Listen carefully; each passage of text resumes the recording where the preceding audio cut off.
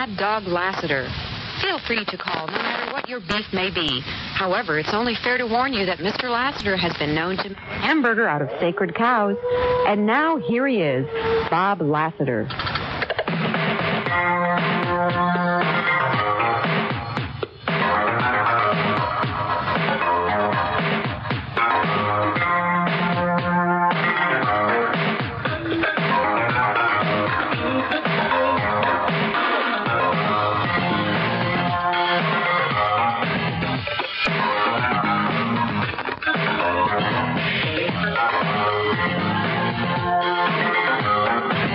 Minutes after the hour of 8 o'clock. A very, very good Wednesday evening to you.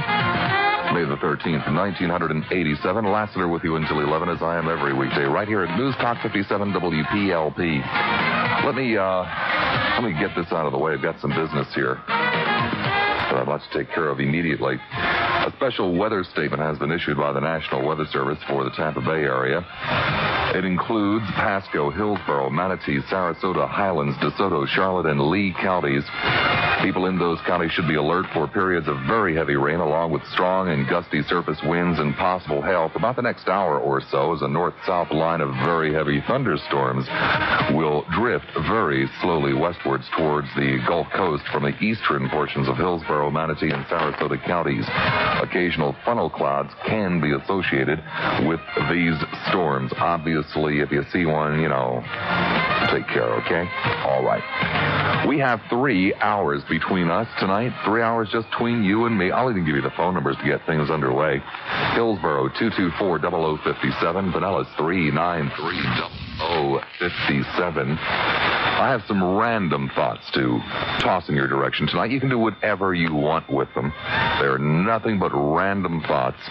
I've been watching, of course, the Iran-Contra-Gate hearings. I know that for the most part you haven't. That's okay. Don't feel bad about it. Don't feel bad about it. It's all right. I understand. You'll get into it a little bit more as the names get bigger and the gossip gets juicier. But I've come away absolutely confused, and maybe for the 1 or 2 of you out there who have watched this, you can help me out on this one, because I'm not sure if I have it right. So let me see if I've got this right here. Our beloved leader, Ronald Wilson Reagan, ordered his guys to do what could not legally be done, i.e., aid the Contras. But our beloved big guy, Ronald Wilson Reagan, is not guilty of any wrongdoing, since he apparently also told his guys not to do anything illegal.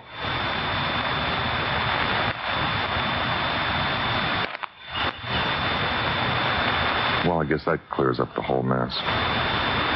In any event, hey, weren't you proud of Congressman Connie Mack today? They're on the national television just ripping the you-know-what out of Ben Linder's mother.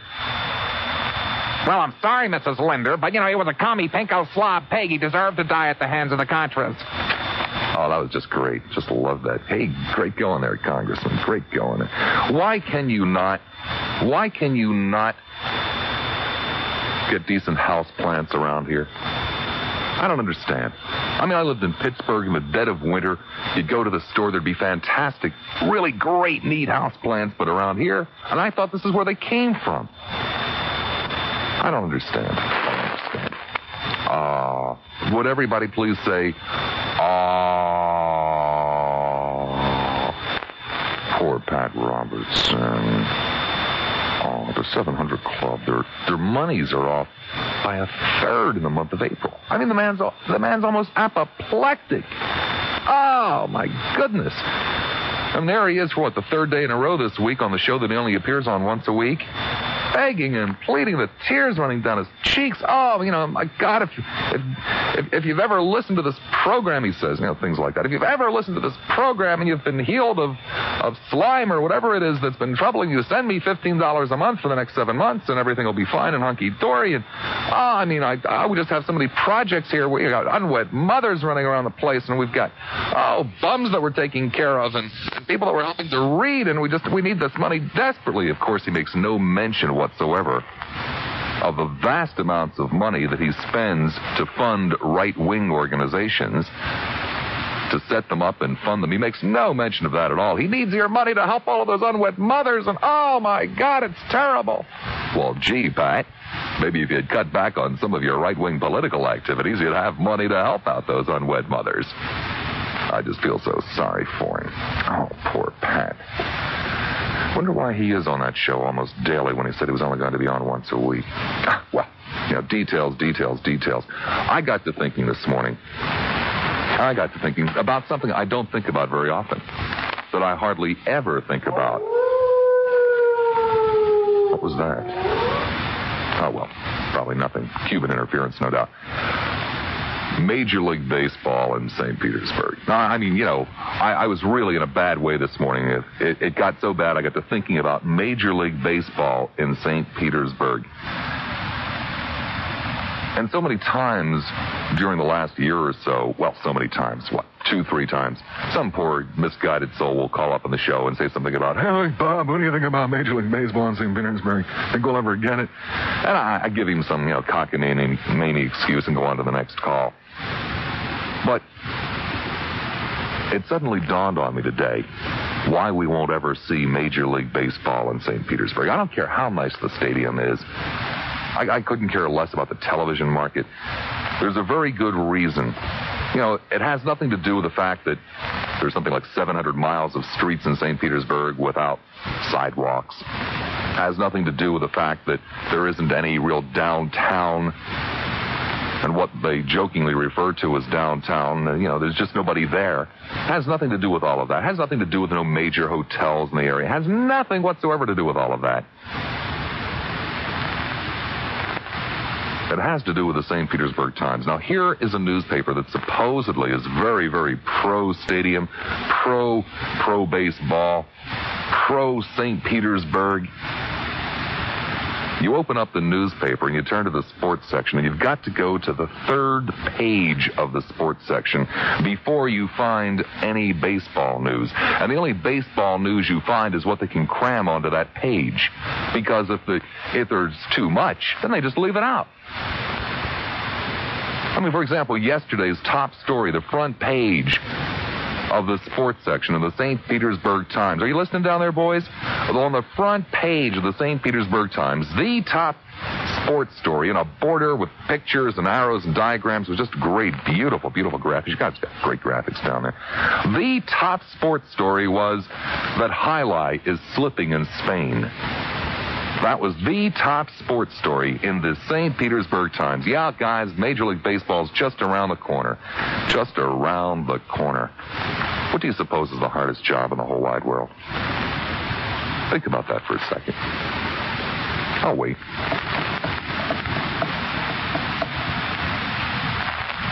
I'll bet you don't know, do you? And yet it is so obvious.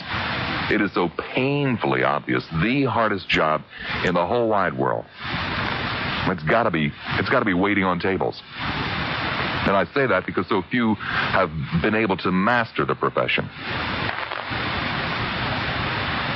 We go out 1, 2, 3 nights a week. Rarely anything terribly lavish, usually to a tavern for a light dinner, because we don't have that much time, okay? Tonight we went out, as per usual. Finally, got a waitress to come over to the table. Oh my God, you're bothering us. Oh, geez, what are you here for? Oh my God, and you want me to bring you food and beverage? Oh God. Comes over to the table. Says, "Would you like to see me?" This is, like 4:30, 4:45, okay? 4:30, 4:45 this afternoon. Hot as Hades outside. Tongues dragging, laying on the table. At a tavern. Says, "Would you like to see a menu?" And my wife said, "Yeah, sure." Just as I was about to give her my drink order, but bam, off she went. Comes back with a menu, puts it down in front of Mary, immediately does a 180, walks away over to another table of people who had come in after us and took their order. And this just goes on and on and on. So it's got to be the toughest job in the world. Waiting on tables must be the toughest job in the world because virtually no one, especially in the Tampa Bay area, has mastered it. Every time I go out to eat, it is another horror story. Oh, there's this one place. I should mention them by name, but I won't. It's a little restaurant in a shopping center, not far from the station. Little restaurant, nice little place, or at least it used to be. Every week it gets worse. They have this one bimbo that you would not believe. I mean, first of all, the woman is so big I can't... No, it's not that one, Michael. The woman is so big I can't begin to imagine how she gets into jeans. Everybody in the place wears jeans and flowered shirts and little Cuban hats. And I can't begin to... I mean, I could easily get into her jeans with room enough for, 4 or 5 people from here at the station. And this woman is... Whoa! But that's not the real problem. She's dumb, too. She's one of the worst waitresses I have ever encountered in my entire life. Well, anyway, this bimbo, and that's really the word for her. I'm not really being derogatory. This woman is a bimbo, and you'd call her a bimbo, too, if you had the displeasure of being waited on by her. Oh. This bimbo, who doesn't know how to serve, has no idea what it's all about, loves tips. Well, there's also another problem. And if you go out to eat or to get little libations somewhere in the neighborhood of 5 to 6 o'clock, you will notice that many of the restaurants in the area have come up with this brilliant scheme to hit you for a double tip. And that is they change shifts somewhere in the neighborhood of 5 to 6 o'clock. And the waitress will come over to you and say, well, I'm so sorry, but I'm cashing out. Would you mind paying your bill? And almost every single time, they'll get me for a double tip because I will also leave a tip for the new girl who probably only brought 1 round of drinks to us. But nonetheless, I feel, took up her table a whole bit, so I'll leave some money. So bam, they get me for a double tip. Well, this bimbo comes up and lays that line on us. And the service had been atrocious. The entire meal virtually ruined because, for example, if you served somebody a cheeseburger, would you be surprised if they asked for some ketchup? Would that really surprise you? If they wanted some ketchup with a cheeseburger? Surprise the hell out of this woman. Well, in any event, she comes over after destroying the meal and says, well, I have to cash out now. Excuse me, it was really a little bit more like, well, I have to cash out now. And so I said, great, give me the check. That check was like $15, $16. I don't know what it was. Something in that neighborhood. I gave her a 20. I got $3 and change back. And she just put it down on the table. And so I just left it on the table and we continued our conversation. She comes back like about maybe 5 minutes later and says, I'll be leaving soon. I said, great, have a nice night. We continued our conversation. I can see her out of the corner of my eye, lurking in the far end of the restaurant. Her eyes glued to our table. Just absolutely glued to them. And this goes on and on and on, and she's just standing there watching our table. And I know what's going on, but I feel like being mean. I really felt this woman, just doesn't deserve it. I'm going to be mean. And so I just continued the conversation. And so she came back over to the table and she said, Marge will be your new waitress, or whatever the woman's name was. I said, great. So if you want anything further, Marge will get it for you. Hey, fine, thanks, bimbo. Get out of here. Get lost. Go away. I'm not making any of this up. And we probably even stayed at the restaurant longer than we would have just to torment this woman who had already destroyed our meal.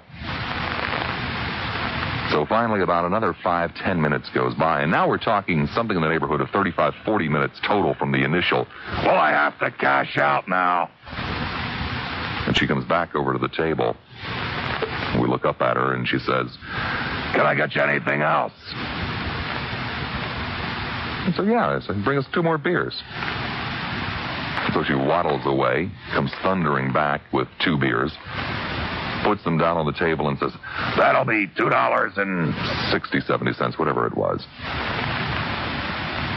And so there's this $3 in silver laying on the table. And so I push it over towards her. The next thing I notice, it was all gone.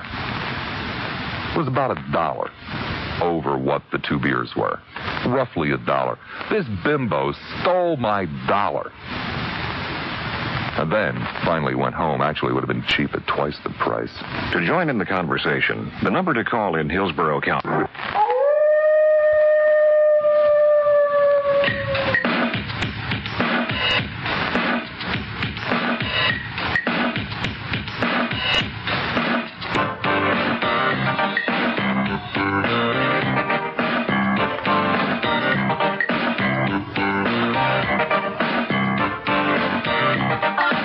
4 minutes after the hour of 8 o'clock. Now, I know that when I go off on a tangent about eating out in restaurants that I just lose my audience altogether because I know that this audience can't relate to that. This is an audience that, well, basically it's at Morrison's Cafeteria and a Jack in the Box. They don't have waiters and waitresses at these places. And I realize it's kind of like when I come in and I talk about my goose feather quilt. It just goes over people's heads. I understand that. But there is one thing that I really did want to talk to you about tonight, and I'll tell you why in a moment. Maybe a month and a half, 2 months ago, I got a call. And the person said to me, "We sit here at home trying to visualize what you look like. Do you ever do that with your callers?" And I answered honestly at the time. I said, no, I don't. My life has been hell ever since that night. Because ever since that night, I have tried to visualize not just my callers, but everybody else's callers. I just cannot get it out of my mind. I mean, I can't get it out of my mind. I sit here night after night listening to these voices on the show, and for the most part, I see them there in undershirts and boxer shorts, drinking cheap beer that they bought on special at the Publix, eating pork rinds out of the bag. Basically what I see, at least for the men. The women, obviously, open-toed wedgies with reinforced toes and their pantyhose, rollers in their hair, floral print house dresses. But it goes deeper than that. I've started now to visualize other hosts' callers. When I turn on Lassiter Show, and basically I see people in overalls, men and women, overalls, across the board, some with shoes, some without. I turn on Eastman Show. I see people in Nehru jackets and old granny dresses. I turn on Wheeler's Show. I see people with bowlers and handlebar mustaches and women in babushkas.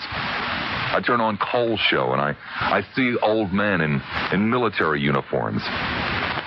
You know, those silly hats, the Commodore hats with a fringe on them, things like that. I see the women who have seams on the back of their stockings and dresses with shoulder pads in them.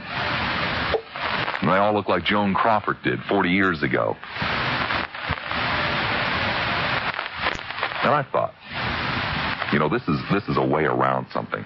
See, we've got this little prohibition here at the radio station. It makes management really, really, really touchy when you knock another host.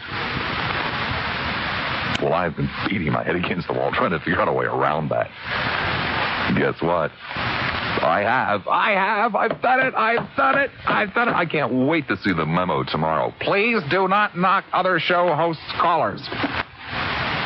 So I thought one of the things that we might be able to do tonight, because I know you guys like to get down in the mud and wrestle and, you know, all that kind of stuff. Tell me how you visualize, you know, callers to Fowler's show, callers to this show, callers to Eastman's, Wheeler's, Cole's. I don't care. Makes no difference to me. You know, pick or choose, go through the whole lot. Because that's in essence what I see when I hear these people. Especially the men in the military uniforms with the fringe. It'll be a great way around it. Great way around it. 28 minutes after the hour of 8 o'clock. Well enough for me. Here it is, a full moon night. My goodness, I haven't even taken a call yet. So I'll give you the telephone numbers and we'll get down to business. Hillsborough, 224-0057. Fidelis, 393-0057. St. Pete, hi, you're on the air, WPLP. Hi. Hi. Let's see. You're talking about waitresses and waiters in restaurants? Exactly. Got to be the hardest job in the world because virtually no one at all has mastered it. Well, I remember that commercial that was running a couple of weeks back or a couple of months back?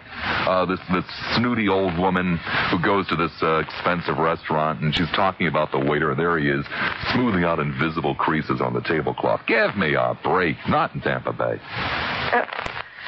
Well, I didn't see the commercial because I don't watch TV. I listen to the radio. Well, it was a radio commercial. It was terrible. Oh, okay. What I wanted to say is... Nice restaurant, bad commercial. I went to a restaurant on my birthday with a couple who's a friend of mine, and I told them, I said, please don't say that it's my birthday. I don't want this happy birthday embarrassment, you know. I'm here all by myself, and I don't want to feel stupid. And so after our meal, the waiter comes out with this little cake, and he's like, happy birthday to you. And I'm like, I'm going to kill you guys to my friends. And the waiter, a few minutes later, my friends are saying, we didn't do it. And the waiter comes back and he goes, I'm sorry, I hope you don't mind. And I thought that was a very nice thing for him to do. And other than that, it was also excellent service, you know. Well, okay, so you got one of the 3 people in town who knows how to do it. Do you eat out very often? Yes, I do. I eat out all the time. I never cook at home. And I do agree with you. I was getting a big kick out of the stuff you were saying, especially about the fat lady waitress hanging around for a tip. And it's true. I mean, I didn't exaggerate an iota. This is something that went on for over 40 minutes for $1 that she ended up stealing. I believe it. I go to this one place frequently, and I go there and have a drink, and drinks are $2.25, and I'll lay down $5. And they don't have the same help anymore. This was like last year, and you lay down $5 for your $2.25 drink, and then before you know it, there's no change, and you're like, hey, I didn't mean for you to keep the whole rest of that for a tip. Oh, surprise, surprise. Gee, everybody else does. I mean, everybody leaves me, twice the price. Yeah, and the place right now is going out of business because they lost a lot of business when they, had people there working there. Oh, when I'm sitting at a bar, there is no way I will leave money on the bar or pay drink by drink by drink. If they won't run a tab for me, I get up and leave. Right.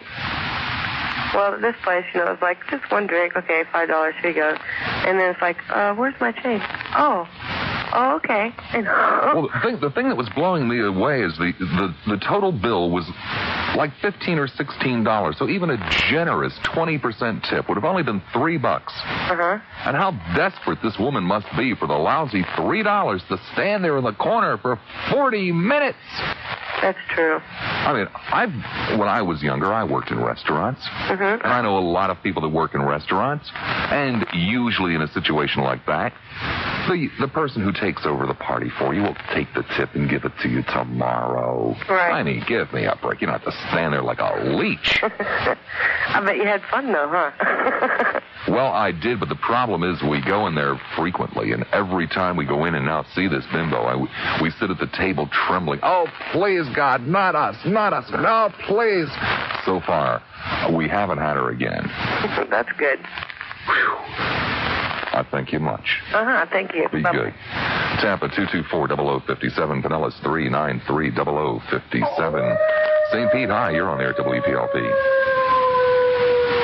Hello, St. Petersburg. Yeah? Yes. This is me. This is you. Well, I kind of hoped it would be. Hello, Bob. Hello. I haven't, I've been listening to you for a little while, right? Uh-huh. Well, I want to know, what the hell's wrong with you, right? What in the hell is wrong with me? Yeah, you seem so nice on some subjects, and then when somebody talks to you about things, you just don't want to answer them or anything like that, right? I haven't the biggest idea what you're talking about. Well, I listen to you, and you get so excited, right? Mm-hmm. I can't remember what goes on, right? But not doubt my mind about that. Why you can't alcohol answer does these kill brain people. cells. Mm-hmm. Yes? Mm-hmm. I mean, talk shows are talk shows, right? And you're supposed to have patience with them, right? I beg your pardon? You're supposed to have patience. Where does it say that? I'm supposed to do whatever the hell I want to do. You're not supposed to do what the hell you want to. Only for those Do you own the station, lady? You won't be on that show. Do you own the station, lady? Never mind about the station. You're supposed to do your thing, right? I do my thing right. People. I do my thing better than anybody else does his thing according to the ratings. You used to do, but now you get nuts. Well, perhaps I've talked to one too many drunken old fools, you know what I mean? Well, maybe you're drunk, but I'm not. Oh, I see. I think you better straighten up, right? If you want to keep on this show. Oh, really? Yes. Huh. I really mean it. Well, that really has me scared. Well, maybe you're not scared, right? I mean, I'm sitting here trembling because you don't like the way I conduct my show. You should be better to your people that listen to you, right? Mm-hmm. I got so bored, and I had to phone you tonight. You got so bored you had to phone me tonight? Yeah, you used to be very good. Uh-huh. I'm getting so sick and tired of you. Oh, yeah. Pity poo. You're breaking my heart, sweetheart. Well, you're in a lot of money. Why don't you give me the raspberry, right? Okay. What was that again? Could you possibly, try to not slur your words? The raspberry, right?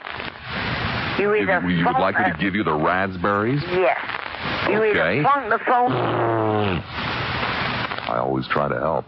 Tampa, you're on there, WPLP. Yes, I'm a restaurant manager. Yes. And my restaurant managers are very, very, very, very good workers for me. They make, I'd say, hundreds of dollars per night. Mm-hmm. And you're knocking my business. Mm-hmm. That's true. I'm knocking your business.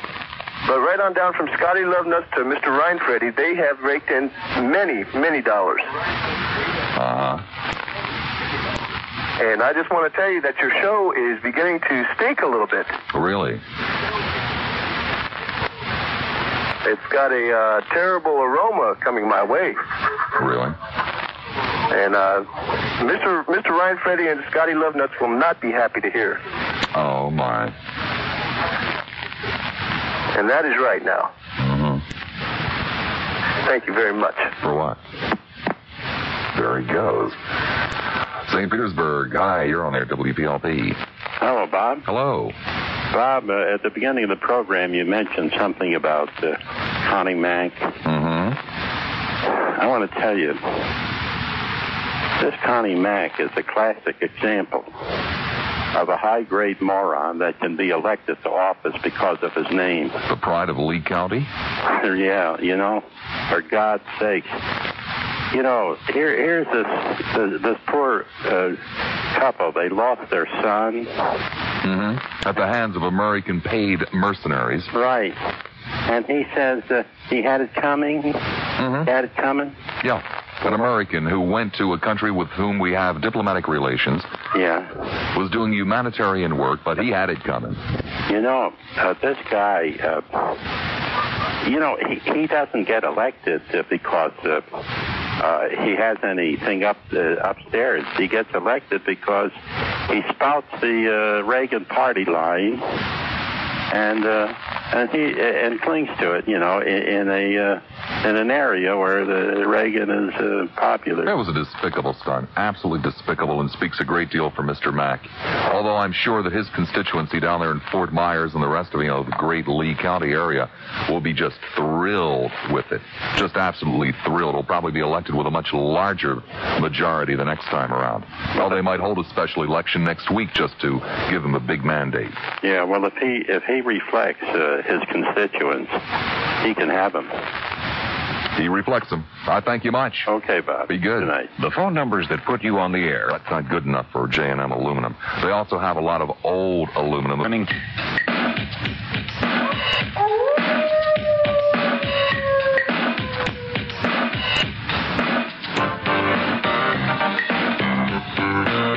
8:41 the time. Apollo Beach. Hi, you're on there, WPLP. Yeah, how you doing, Robert? Fine. Before I get into the subject, I'd like to talk about I recognize the voice of the restaurant manager that called you about the stinking aroma. Oh, you're talking about Sean? Yeah, well, see, he explained it on the station. I live about a block from that place, and when the wind's just right, you talk about a stinking aroma.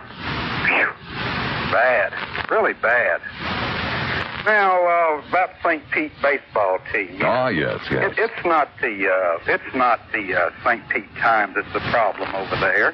The problem lies in the fact that baseball teams. It's a fact that baseball teams survive on money that is paid by season tickets. And the problem in St. Pete is that the people are so old that they'll just die before the season's over. And baseball teams survive on a lot of things, including television contracts, which just really aren't available around here because the market's not that big. Season tickets, as you pointed out, major source of revenue, especially through the winter. Yeah. And they also survive on a a populace that is into the game. And when the St. Petersburg Times doesn't put their baseball news until the third page, that sends a real clear message to Mr. Uberoff and all of the other owners. Real clear message. Most of the folks in St. Pete can hardly get turned to the third page because, as I said, they don't buy the season tickets because they don't live through the season, and that creates a real problem. Well, I guess for some of them it does. They could will them, though. I want you to just close your eyes and visualize a man standing with one hand in his tunic. The other arm is off. It's just an empty sleeve. Uh-huh. And he's standing there with one of these big admiral hats on. Mm-hmm. That's a kind of a typical person that calls Mr. Cole. In my mind, that's exactly. That's what you're visualizing. That's what I'm visualizing, yes.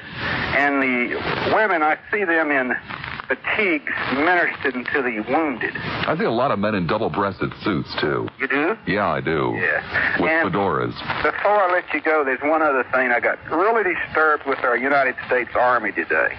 The recruiting office, I went down. I saw this commercial on television where these young kids are in this tank, and they turn all their computers and all on and blow up another tank, and they all jump up and down. Uh-huh. And they said, boy, the Army is really the place to be. I mean, what an exciting career. But they said I got so excited I wanted to invade Grenada or something, but they turned me down, said I was too old. But that really makes a fella want to enlist. I mean, because there's nothing I'd rather do than get inside it. Oh, I know what you're talking about. I watch those commercials. My heart starts to beat, and it's all the wife can do is to hold me down. I can understand because you can think of the money that our government is spending on that, and I mean, that's hell, you don't have to keep feeding those tanks quarters either. No, you don't. And those Bradleys and all those that sink and all. It's really a great. I love those commercials, but as I said, they just turn a fella down. I mean, have you ever seen the kind of people that hang around those video arcades where you have to go to play those kind of games? It's so much better to go into the Army. You don't have to put up that riffraff. You got that right. That's for sure. Okay, Bob. Thank you much. Line open in Hillsborough, 224-0057. Largo, hi, you're on the air at WPLP. Yeah, Bob. Yeah. I've been listening to those Iran-Contra affairs. Uh-huh. And, so you're the other one. And in 1985, and if I'm right, December 85 was the end of the Boland Amendment, right? Mm-hmm. I think you're right. Okay, and there were supposed to have been 100 TOW missiles for release on the 16th or 17th of July. And the Secretary of State made a proposal in a response about the risks that might take place, and McFarland said that somehow or the other, McFarland took charge of this, and he went and he talked to the Iranians, and the president said to strengthen Iran forces was not outrageous, but could not deal in this kind of arrangement. And then sometime between July 21st and the 8th of August 1985, the meetings in the residence with the president and the vice president and the Secretary of State and Defense and McFarland and Poindexter, they had another conversation that said they were not opposed to providing arms to people opposing the Ayatollah Khomeini policy of terrorism. And then somehow or another they got a hold of this guy named Kemke, who McFarland, Kemke I think Kemke is from Israel. And they got involved in able to sell the weapons to Iran by replacements. And to buy replacements in the U.S., they had a thing about that, whether or not it could be done. Mm-hmm. And then they said they would allow one hostage to go free. Mm-hmm. You know all that, right? Yep. Uh-huh. Well, anyway, the president is involved here. Well, of course, we have a man who we are now told ordered his guys to do what could not legally be done, but told them not to do anything that was illegal. Now, that's his defense. Well, yeah. Help the Contras, but don't do anything illegal. Do whatever you have to do to help them, but don't do anything illegal, and don't tell me about it, and that's his defense. Give me a break. Give me a break, really. Thank you much. Oh, listen, I have a thing that on teenage promiscuity. On what I think would be good for teenagers, and it's like a public school program for teenagers, but I think they should start at age 10. I think kids should start learning about sex at age 10, you know, from the ground up, like such things as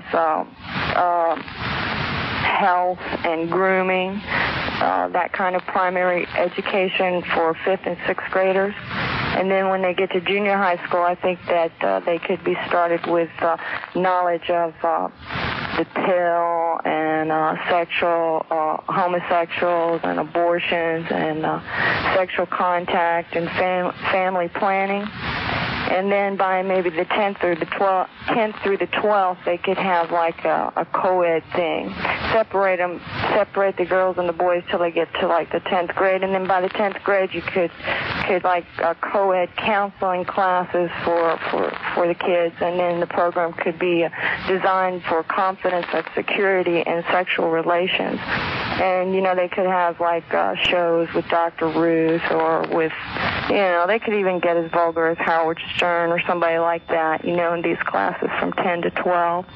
And then I think that maybe they should give each student a card, the girls a card after the 7th grade that would state that they had completed these courses from 5th grade to the 7th grade, and give them a card that would allow them to get birth control, and the guys allow them to get birth control at these clinics, at public school clinics and health departments and things like this. And then, you know, you could just go on and on with it. There's so much you could do if you were just willing to trust your morals, you know, of bringing up your child and the moral guidelines, and trust them to make the children to make the right decisions, you know, on sexuality, and not, you know, not so, you know, slap them on the hand or be slapped in the face with all the politics all the time. You know, I think that this would be a good idea.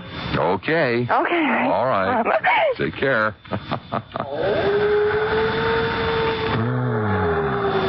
It was nice to hear from Tim Cole's mother calling in. Okay. You know, earlier. Mr. Mack's conduct there is kind of very questionable, although he probably gets a lot of votes from the VFW and, you know, the condo commandos down in Fort Myers.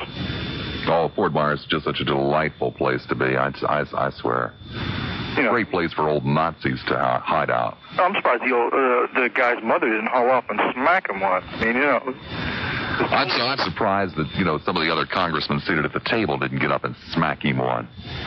Just the absolute height of poor taste. The absolute height of poor taste. I mean, from it there, I thought the guy was transplanted from Orange County instead of from Lee County.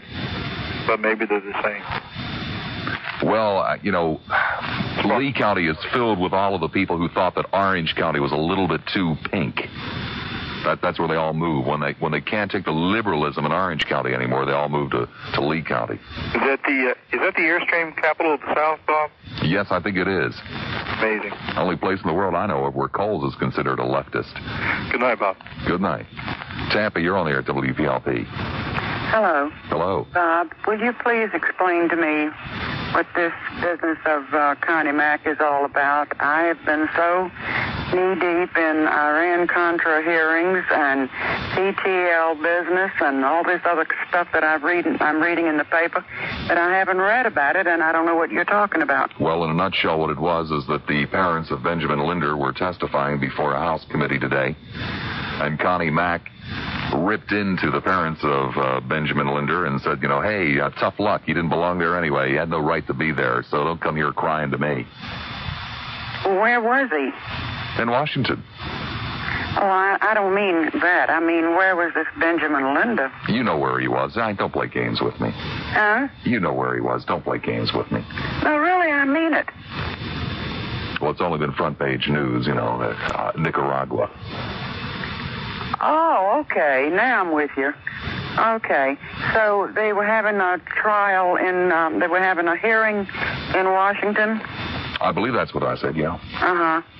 Okay. Well, all I've done all day long is watch the Iran-Contra hearings, and that's all I've done for 2 weeks.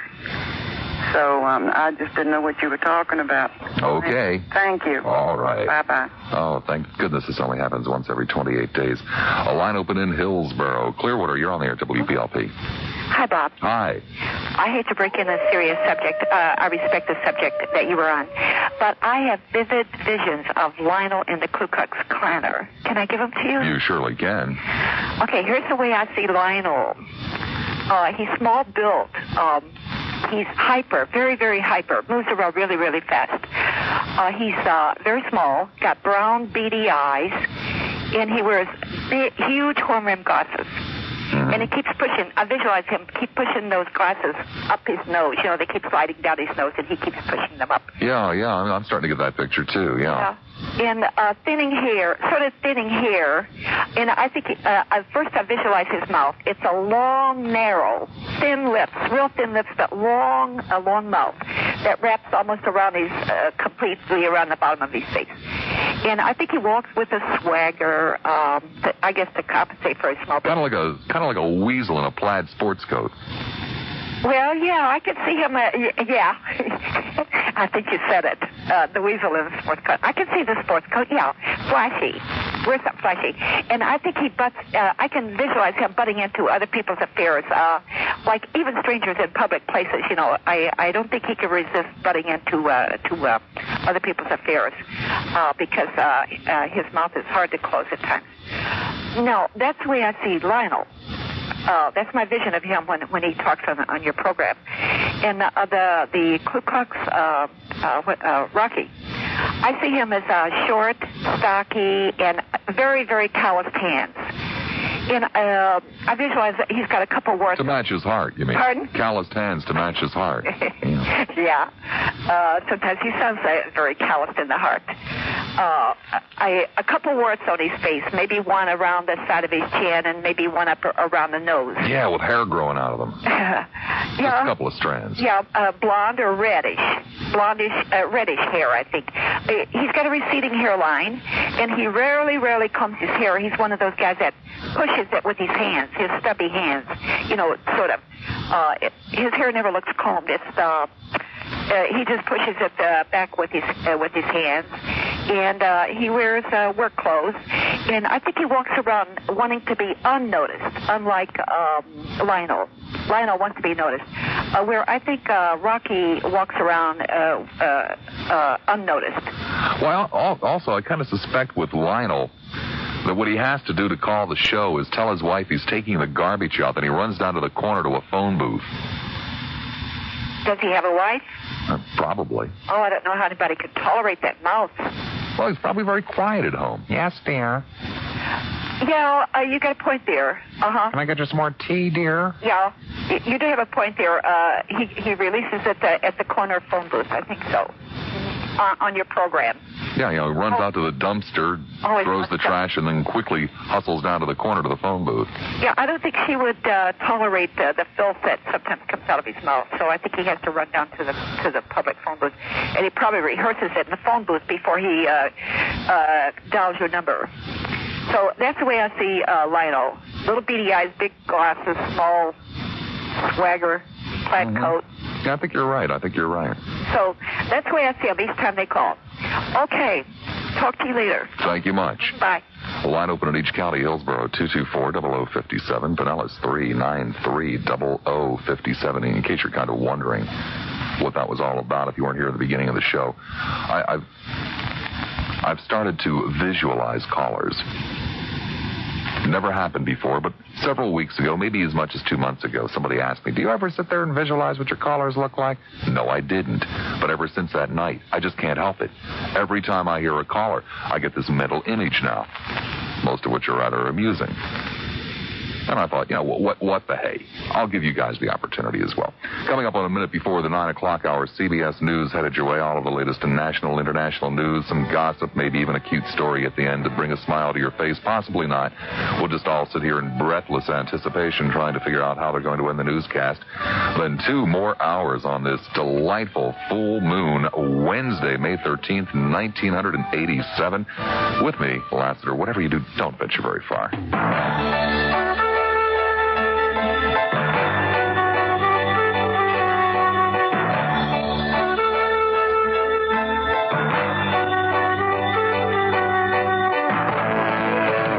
Mere mention of his name starts arguments at bingo parlors around town. He's the top-rated Tampa Bay talk show host. Ladies and gentlemen, may I introduce Mr. Bob Lassiter.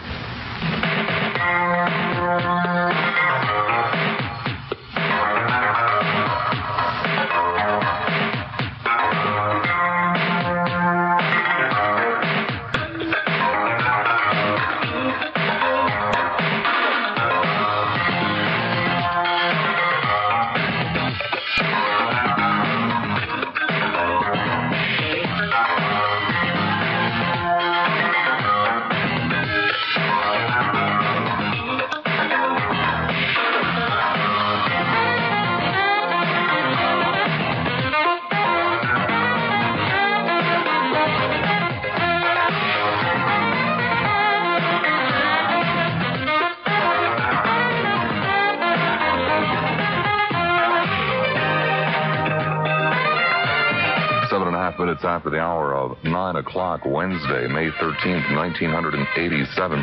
Drop-off City during the newscast. All those bewildered people that wanted to talk, a lot of them hung up. 2 lines available for the moment, 1 in each county. Hillsborough, 224-0057. Pinellas, 393-0057. Another amusing postcard today. Dear Brother Lassiter, a progress report to inform you that local people more and more are joining in prayer for you. 7 ministers of the Protestant churches, 4 priests of the Catholic Church, 2 rabbis of the Jewish faith. We believe that when the members of these churches join together in prayer for you, that it may reach 100,000, as we plan to contact many other groups to join us in prayer for you, as we feel you need prayer. My God, this guy's been at it for weeks, and all he's managed to do is to get 13 people to pray for me? Oh, poor man. Oh, well. 224-0057 in Hillsborough, Pinellas 393-0057. As is our custom on full moon nights, we make no effort whatsoever to guide the conversation, so it's totally up to you. Tampa, your turn at WPLP. Lassiter, I have missed you the past week. I've just come back from Phoenix, Arizona, which could be the West Tampa, but a very interesting thing occurred while we were there. We met courtesy and service like you have never encountered. It was amazing to us, whether it was a very inexpensive restaurant or whether it was a very expensive restaurant. No matter where we went, the courtesy of the people in the Phoenix area was outstanding. We had to comment on it a number of times. Well, by and large, the service in this area is deplorable. Yes, it is. This is why it seemed we had decided that this was just normal courtesy, but that we've lived in the Tampa area almost a year now. And we have just become so accustomed to having no courtesy and no service that normal service may just have appeared to us to be outstanding. But in a department store, when I asked about an item, I actually had a clerk say to me, "I'm sorry, we don't carry it, but I appreciate your at least asking when you didn't see it." Can you believe that? Amazing. Well, yes, first of all, it's amazing that you found a clerk. And there were clerks waiting and wanting to help everywhere. Clerks were not standing, talking to each other, discussing their date of last night, or what they were going to have for lunch, or who bought what shoes, or how they like somebody's hair. They were looking for customers. Well, you see, I contend that Tampa Bay, Florida, is the home of mediocrity. It is the capital of mediocrity. People here don't demand service, so they don't get service. They get what they demand? Nothing. Well, there is a restaurant that we have eaten in here in this area. We've had lunch a number of times down at the Columbia at Harbor Island, and the service is outstanding, and they are not that high-priced a restaurant. Well, of course, there are places where the service is excellent, but by and large, it is not the case. That is true, but let me tell you another horror story. We, of course, flew both ways. From the moment we got to the airport in Tampa until we finally landed after a disastrous wait in Atlanta, we had nothing but foul-up on our reservations. Wrong seats, wrong this, wrong that. Everything was terrible. Nothing to eat except a banana and a cracker on a 6-hour flight. Okay, so... A banana and a cracker? Exactly. And, of course, they were pushing drinks at $3 a drink. I don't happen to drink, so that was no big deal to me. But when coming back, we happened... Oh, and our luggage was lost for 2 days, of course. And it went to none of the places that either of the planes that we were on went to after they let us off. Not the Atlanta flight nor the Phoenix flight. Eventually, the luggage got to us.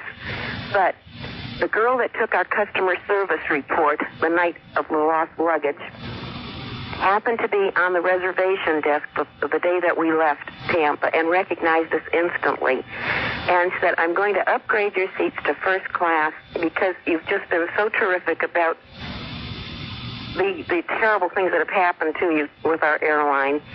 And so we were delighted, of course. So we get into the plane, we get into first class seats, and comes dinner time, the poor steward comes over to us, and he's blushing and stammering, and he says, I'm sorry, you've got first-class seats, but I'm going to have to serve you the coach food.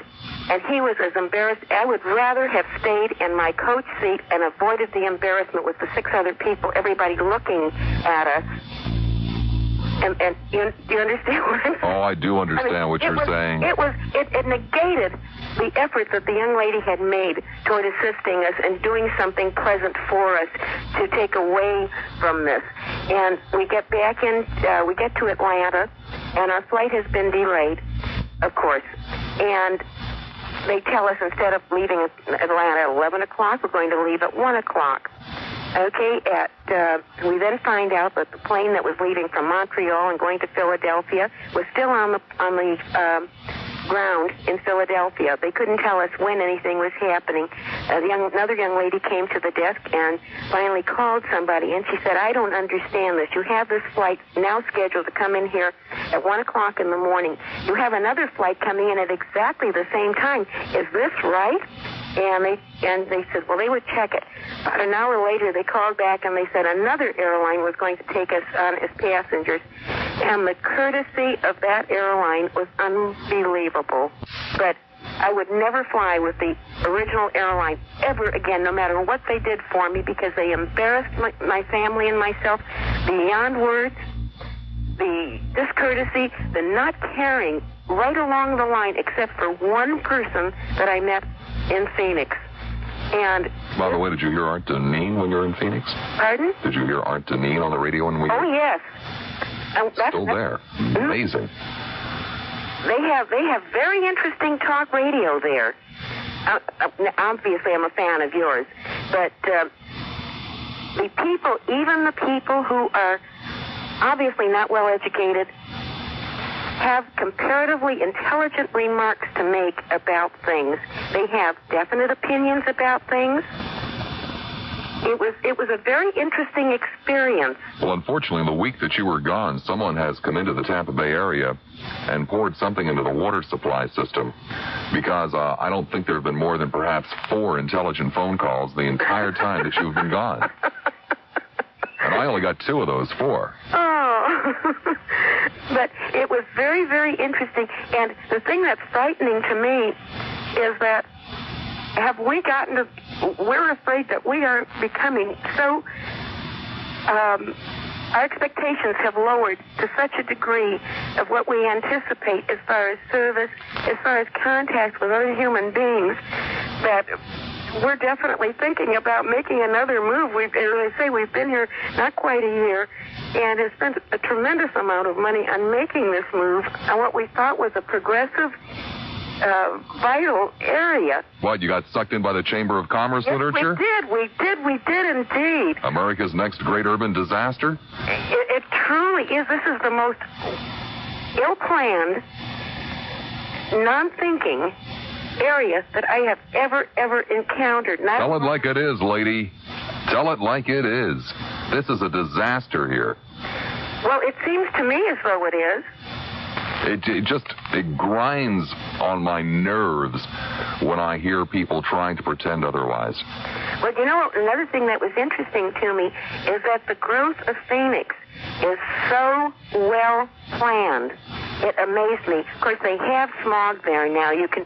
I spent 5 years in that place. Oh, that's roughly where I spent my first year in Florida. It was awful. Oh, it's so right-wing that Selma, Alabama put it off limits. It's incredible. Never seen anything like it, but the recreational side was good. I enjoyed my boat and tarpon with the Iran-Contra affair, and I think it's obvious to anyone he's going to be as guilty as sin, and I don't think there's a doubt about that. Now, what are we going to do after this all comes out? What are the alternatives of the American public? Are we going to vote he and his cronies out, that style of government? Well, first, will it turn out that he might have impeachable offenses? What are we going to do after RW is exposed completely? How are we going to punish him? The first thing that we're going to do is probably try and sentence and put in jail the people who actually did these dirty deeds. That's first and foremost. Obviously, Reagan doesn't get elected out of office because he's had his 2 terms. Reagan's punishment will basically be disgrace.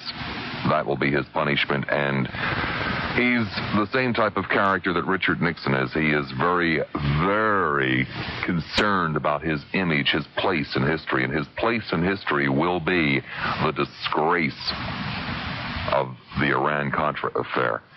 His place in history will be his double talk, his lying, his hypocrisy. Oh, no, we don't deal with terrorists. By the way, Charlie Perot, could you give me $2 million so I can ransom these people? Please, Charlie? Yeah, that'll be Ronald Reagan's punishment, and it's a fitting punishment. Well, what do you think we're going to learn from it?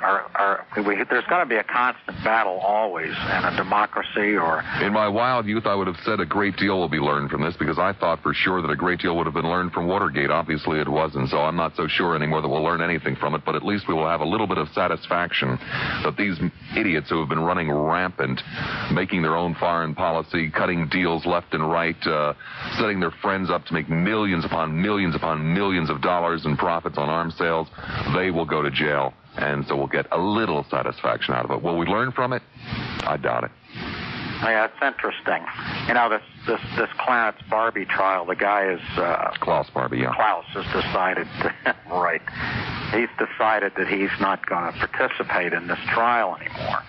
And supposedly the reason for these trials are to punish these people that were so inhumane to man. And the implications are that there's going to be a lot of nastiness comes out in the way that people collaborated and put things together for their own benefit. And well, unfortunately, the country of France does not have a glorious history insofar as the Second World War is concerned. But you know what I was thinking, Lassiter? Here we are. We've got this thing, man's inhumanity to man, and the way that people have been treated in World War II. Not only by, you think about it, all the wars, the inhumane treatment. But now here we are with South Africa, a government that is suppressing people by force, no trials, no nothing. And our country, in its own unique hypocritical way, sits on its duff and doesn't do anything. When we're trying to fool with Contras down in Nicaragua, it's absolute insanity. Yes, it is. Absolute insanity. It makes no sense at all. And it's almost to the point where it is so frustrating that it's hardly even worth thinking about. I almost try to ignore it, if you want to know the truth. It's just too damn frustrating. There's nothing that can be done. Oh, you don't think there's anything that can be done? No. You don't think the country could possibly come up with quality people? You know, like your show you said for 2 weeks, it just hit a lull. People the quality of conversation was poor, and there were a lot of idiots and just plain just nuts. And then it comes around. Don't you think that same cycle can hit our government? Hit our government? No. Who's our last good president, really good president that history is showing? Boy, that's a tough question. A real tough question. Across the board, I guess Harry Truman. There were flashes of brilliance and some other people along the way. Even Richard Nixon had flashes of brilliance. Okay, so that's how many years ago? 72 he was tossed out? 72, 74. Long time ago. Not so long, but yet a long time ago in our type of government. Yeah. Maybe, just maybe, programs like yours where you have open talk, just maybe, people will begin to think. I don't know. It's still, with all its faults, a great country to live in. But there's some serious problems coming our way, and I'm very concerned when people, like you say, they don't even pay attention to this Iran-Contra. They don't understand it, don't comprehend it. I thank you much. Okay, thank you. Be good. A line open in each county. St. Pete, hi, you're on the air, WPLP. Hello, Bob. Hi. Yeah, I wanted to say, what's the story with this McFarland? You know, is he a fudge master? You know, the Hershey Highway. Do you have any comment on that?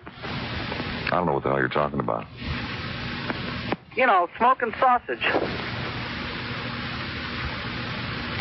I mean, if you'd like to speak English, I suppose we might be able to hold a conversation, but as long as you're trying to be cute, I don't know what the hell you're talking about. Well, that's all right, Bob. Okay.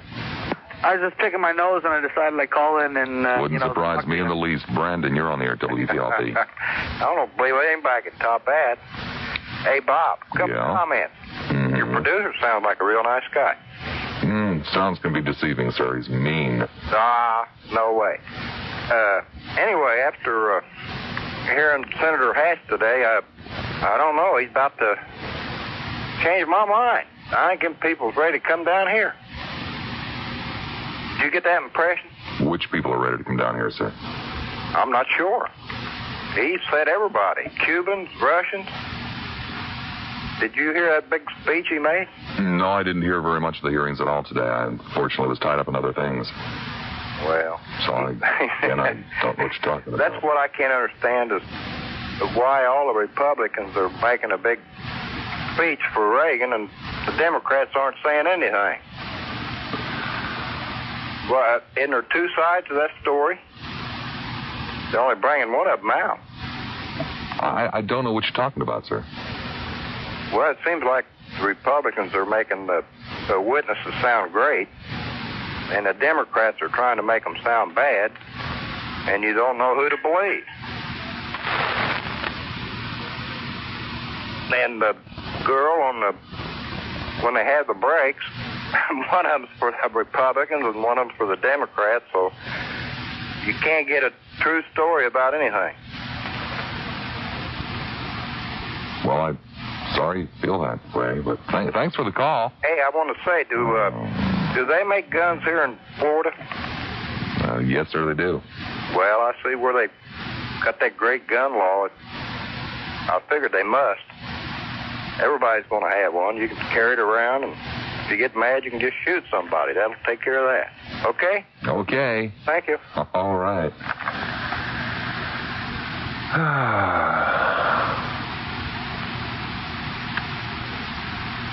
You know,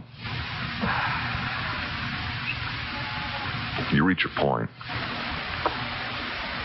when you do a talk show, when you run into a period like I've run into, where your first inclination is, hey, don't fight it, just go in, let them have their fun, and just kind of muddle through it for 3 hours and pick up your money and go home. But after, like 5-6 nights in a row of people that I don't even know what the hell they're trying to talk about. Most of them nice people. Some of them just jerks. But for the most part, nice people. But nonetheless, I don't know what anybody is talking about. You get a little tired of it. And I'm getting a little tired of it. And And I don't really feel like sitting here and talking to bewildered people. I don't really feel like sitting here and talking to people who are trying to be swift and funny and who aren't. So I'll tell you what we're going to do. We're going to give out the phone numbers. And we're really going to retire from this. And you people can just ramble on about anything you want. Please don't ask me questions. Don't ask me my opinion. Don't ask me to explain anything. Because I'm just absolutely fed up. Absolutely, positively fed up. Don't need this grief. Don't need this aggravation. And yet, you know, I've got to come in here and do my bit and pretend like we're doing a talk show, which we have not done for over a week now.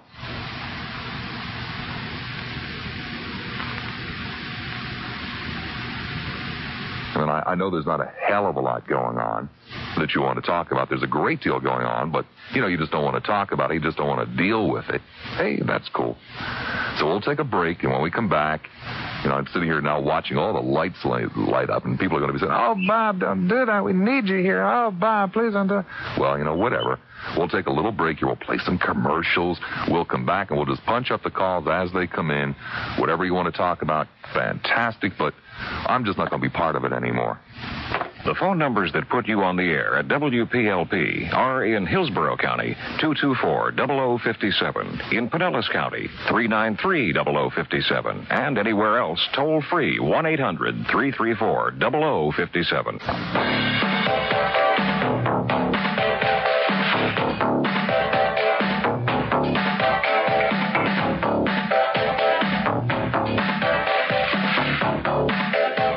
9:36 the time. Now, yeah, I know I'm being very childish and very immature, but I'm just really fed up with it. So, guys, you do whatever you want with it and take it any place you want to take it and ramble on about anything you want to ramble on about. And I'm just going to kind of sit here and say hello and goodbye.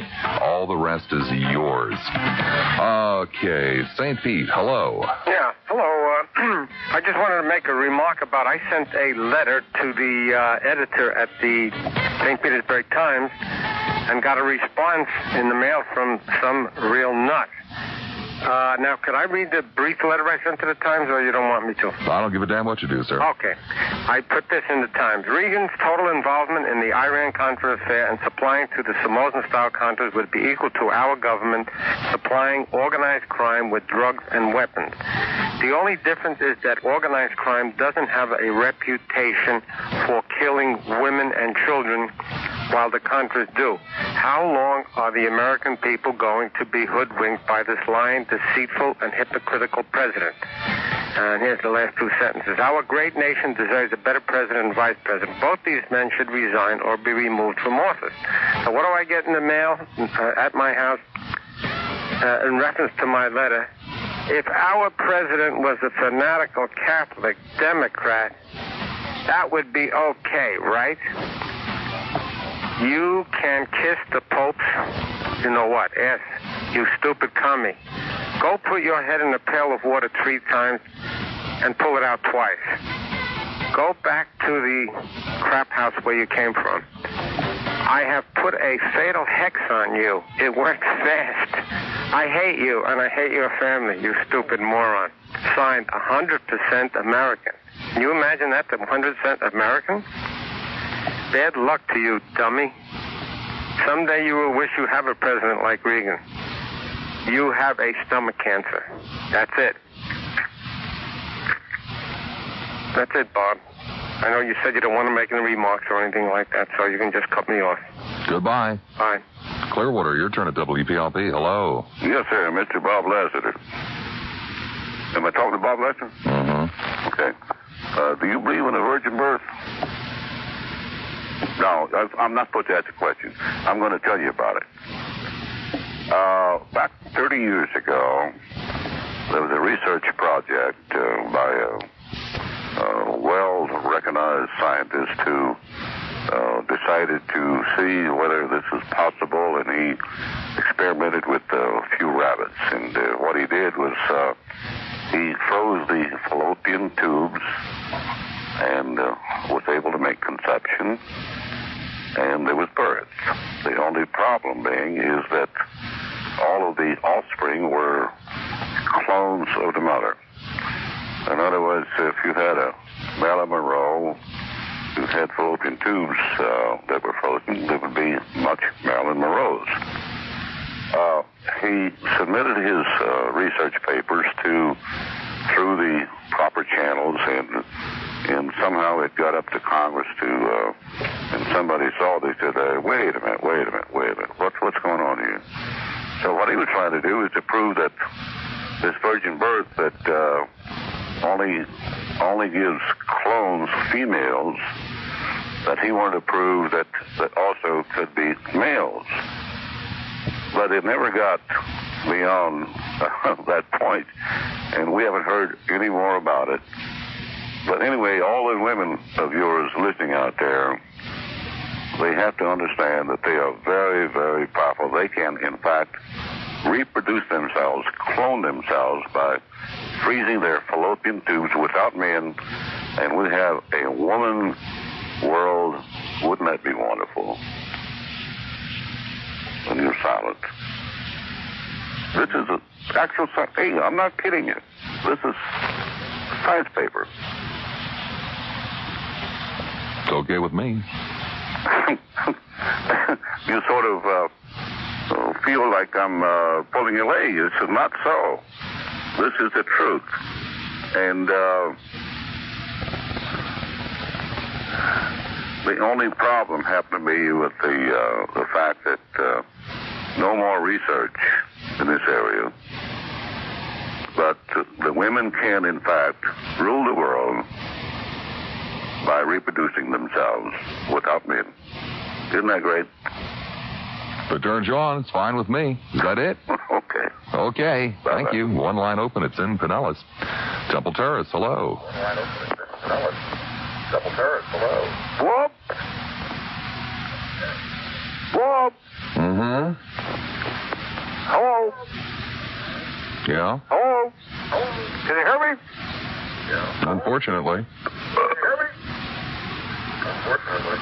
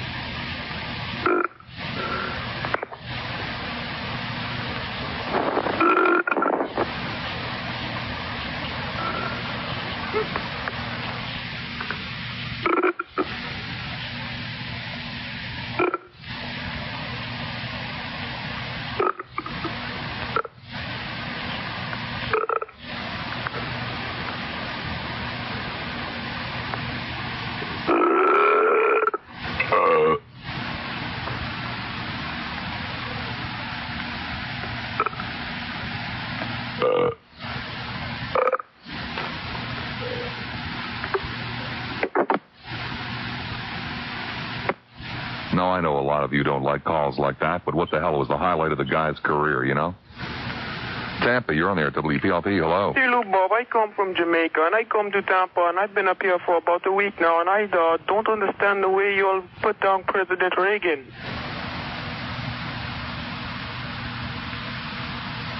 Hello?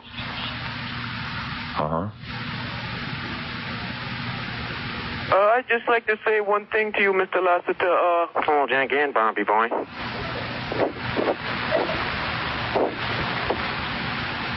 Called you 12 times last night. This makes the point today.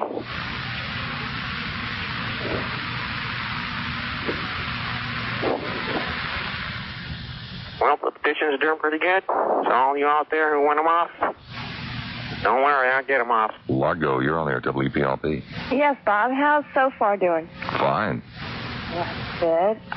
And the Boland Amendment is from October 3rd, 1984 to December 19th, 1985. And July 16th and 17th through August 8th falls into that category, 1985. It kind of does. It looks that way. And about arms control, there's a lady, Brady. I believe she's the wife of one of the people that got shot, Senator Brady, if I'm correct. Well, no, it was James Brady's presidential press secretary. Okay, that got shot, and she's doing some pretty good stuff about that arms control. I think we should look into that if we're, looking to do something about arms control. I think we should look at what she has. Well, you're talking about gun control. Gun control, right. Gun control. Of course, her husband's employer, our beloved leader, Ronald Wilson Reagan, lends his picture to the National Rifle Association, which is fighting tooth and nail against Mrs. Brady. Well, absolutely give up on the dream of gun control. Just give up on that dream. You're not going to see it happen at any time in the foreseeable future. And at some point down the road, when people are afraid to drive their cars for fear of getting shot by a good Samaritan, or afraid to walk down the street, or when you open up the newspaper and you find 15, 20, 30, 40, 50 people a day in a community like Tampa Bay being shot accidentally or because of a jealous spouse, whatever it might be, then and only then will the people say, oh my goodness, we have to do something about this. In the meanwhile, you're wasting your time. And people like Ben Linder, we could be one of those people right here in the United States. Well, anyway, thanks a lot, Bob. Thank you. Line open in each county. Dunedin, hello. Hey, is this Bud Lassiter? Yeah, Subhuman Pig here. How you doing? Fine. Glad to hear it. Hey, Bud, on this Iran-Contra affair, last November, I guess, when it broke, you made an observation. Either Ronald Reagan knew what was going on and therefore was in trouble, or he didn't know and was equally in trouble. And I kind of suspected the same thing. But then later on, Robert McFarlane became a central figure as well as North. And then it removed all doubt in my mind. Reagan had to know damn right well, and you have to understand the military mind, especially of the officer corps. When they're young and beginning out in their careers, they're all pushed to assume responsibility, but then they get to a point in their career when they've pretty much climbed a ladder where the last thing they want to do is overstep boundaries and possibly jeopardize their career. They're very, very good order takers. No, I think you've missed on something. You've missed out on something. Perhaps the most, at least in my humble opinion, in my little mind, one of the most significant things to come out so far in the Contra-Iran hearings. There's just a little sidebar that was kind of even amusing until you really stopped to think about it. General Secord talking about the afternoon that North got fired when he and Secord, his attorney in North, met in a hotel room, and a call came in from the president, and Lieutenant Colonel North immediately snapped to attention while talking on the telephone. Now, this is amusing until you really stop to think about it. What are we dealing with here? We're dealing with a fanatic. We're dealing with a lot of fanatics, not just Colonel North. Men who have lost touch with reality, men who worship at the feet of a god, in this particular case named Ronald Wilson Reagan. This is almost Hitler-esque. This is scary. This is frightening, and this is what we're dealing with. Well, that's the military mind once again. I mean, we have these people these people would just as soon have their male members cut off and shoved in their ears than betray their leader. Well, they don't realize that Ronald Wilson Reagan is just like you and me. He ain't nothing but a man. But point well taken. They were following a chain of command. That is the zenith of their calling. They were following the chain of command, and Ronald Reagan was that. I know damn right well that Reagan was calling the shots, and I think what personifies my point is Ronald Reagan's own stories are changing daily now. It caught up with him. Yep. And according to NBC News tonight, it is starting to consume the White House. Yeah. As well it should. Yeah, it's a house of cards, and it just came tumbling down. But I don't think there should have been any doubt in anybody's mind as to who was calling the shots. I'm sure if Reagan gave him free rein, I'm sure that he dropped a hint in the right directions. But I think the Teflon's fallen off at this point. It should have fallen off long before this. Hear, hear. Thank you, my friend. Take care, Bob. Be good. Bye-bye. The house is locked. Brilliant that you are able to not respond to all those rude noises. However, and well, I so few of us in this life ever get a moment in the sun. Who am I? Who am I to? That's that poor soul's shining moment in life. Who am I to rain on his parade? Perhaps you're a bright spot in the evening for most people that listen. And I agree with you about Ronald Wilson Reagan and what he's doing. However, I'm calling tonight because today in the paper on May 13th, I read some articles. Indigent health package approved. Senate approves tighter rules for home health care. And then another page, who might be caregivers.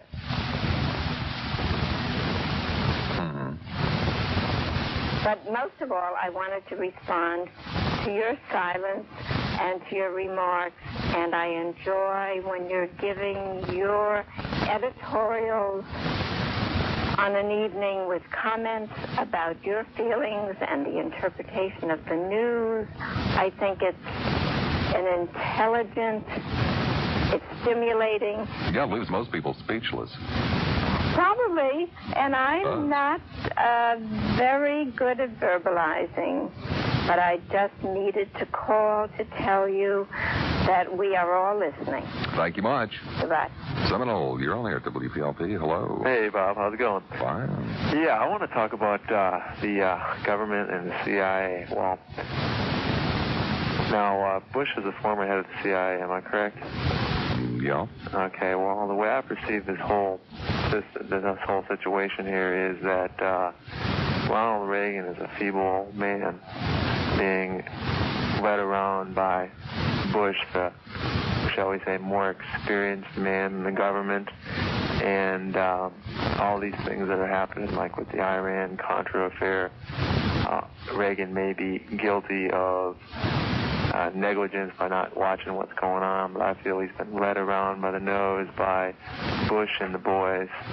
And, for instance, North and McFarland, they're just obviously CIA agents, and the first code of the game is obviously never tell on your cohorts and never tell who you're working for. So they're gonna try to take the blame here.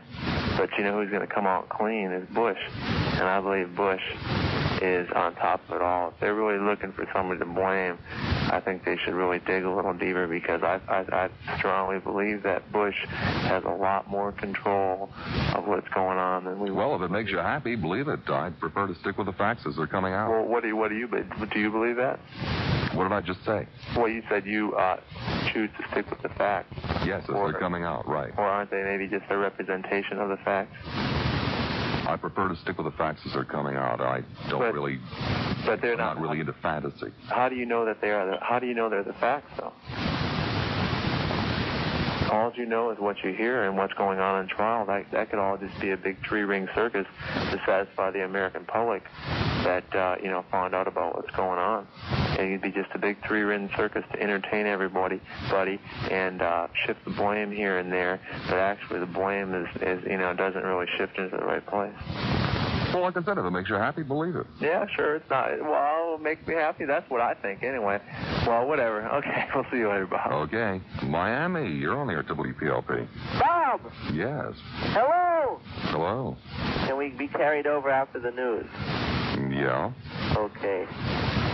Guess who's paying for this call? You, I hope. Yes. Mm-hmm. This is a legitimate telephone call. To the king of Tampa Bay Radio, Bob Lassiter. Top banana. Who? Top banana. Are you allowed to say banana on the air? I believe so. Oh, okay. We have some great stuff for you. Oh, what's that? Allow me to one second. Allow me to introduce you to the audience. This, ladies and gentlemen, is a young man who bills himself as Fruitcake. He writes a newsletter in the greater Miami area on talk radio. He has a fair amount of inside knowledge, not nearly as great as he thinks he does. You're on the air, dummy. Yes, go ahead. Not you. As I was saying to the audience, he has a fair amount of inside knowledge, not nearly as great as he thinks he does, but at times he does surprise us. Not this time. This time I have the inside scoop. Really? And you might even have a chance to come down the air. Oh, really? Sorry, I said that. Well, you can say whatever you want. This is talk radio in Tampa Bay. Yes. Full moon night. What else is new? Can we tell everybody what the competition is doing tonight? By the way, I was on the air under your competing station a few minutes ago. Well, it's marvelous. And I talked about South Florida palmetto bugs. Oh, excellent. Fruitcake, ladies and gentlemen, is a young man that likes to call talk radio shows. Well, I'll put you on hold, Fruitcake, and when we come back... I'm a Bob Lassiter fan. And when we come back after the news, we'll find out just what it is that Fruitcake is talking about.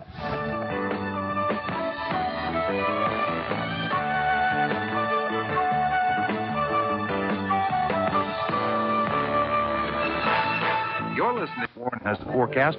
Mike Hennessy, the sports. Randy Wilburn, the financial news. Tomorrow morning between 5:30 and 9 on the WPLP Morning News.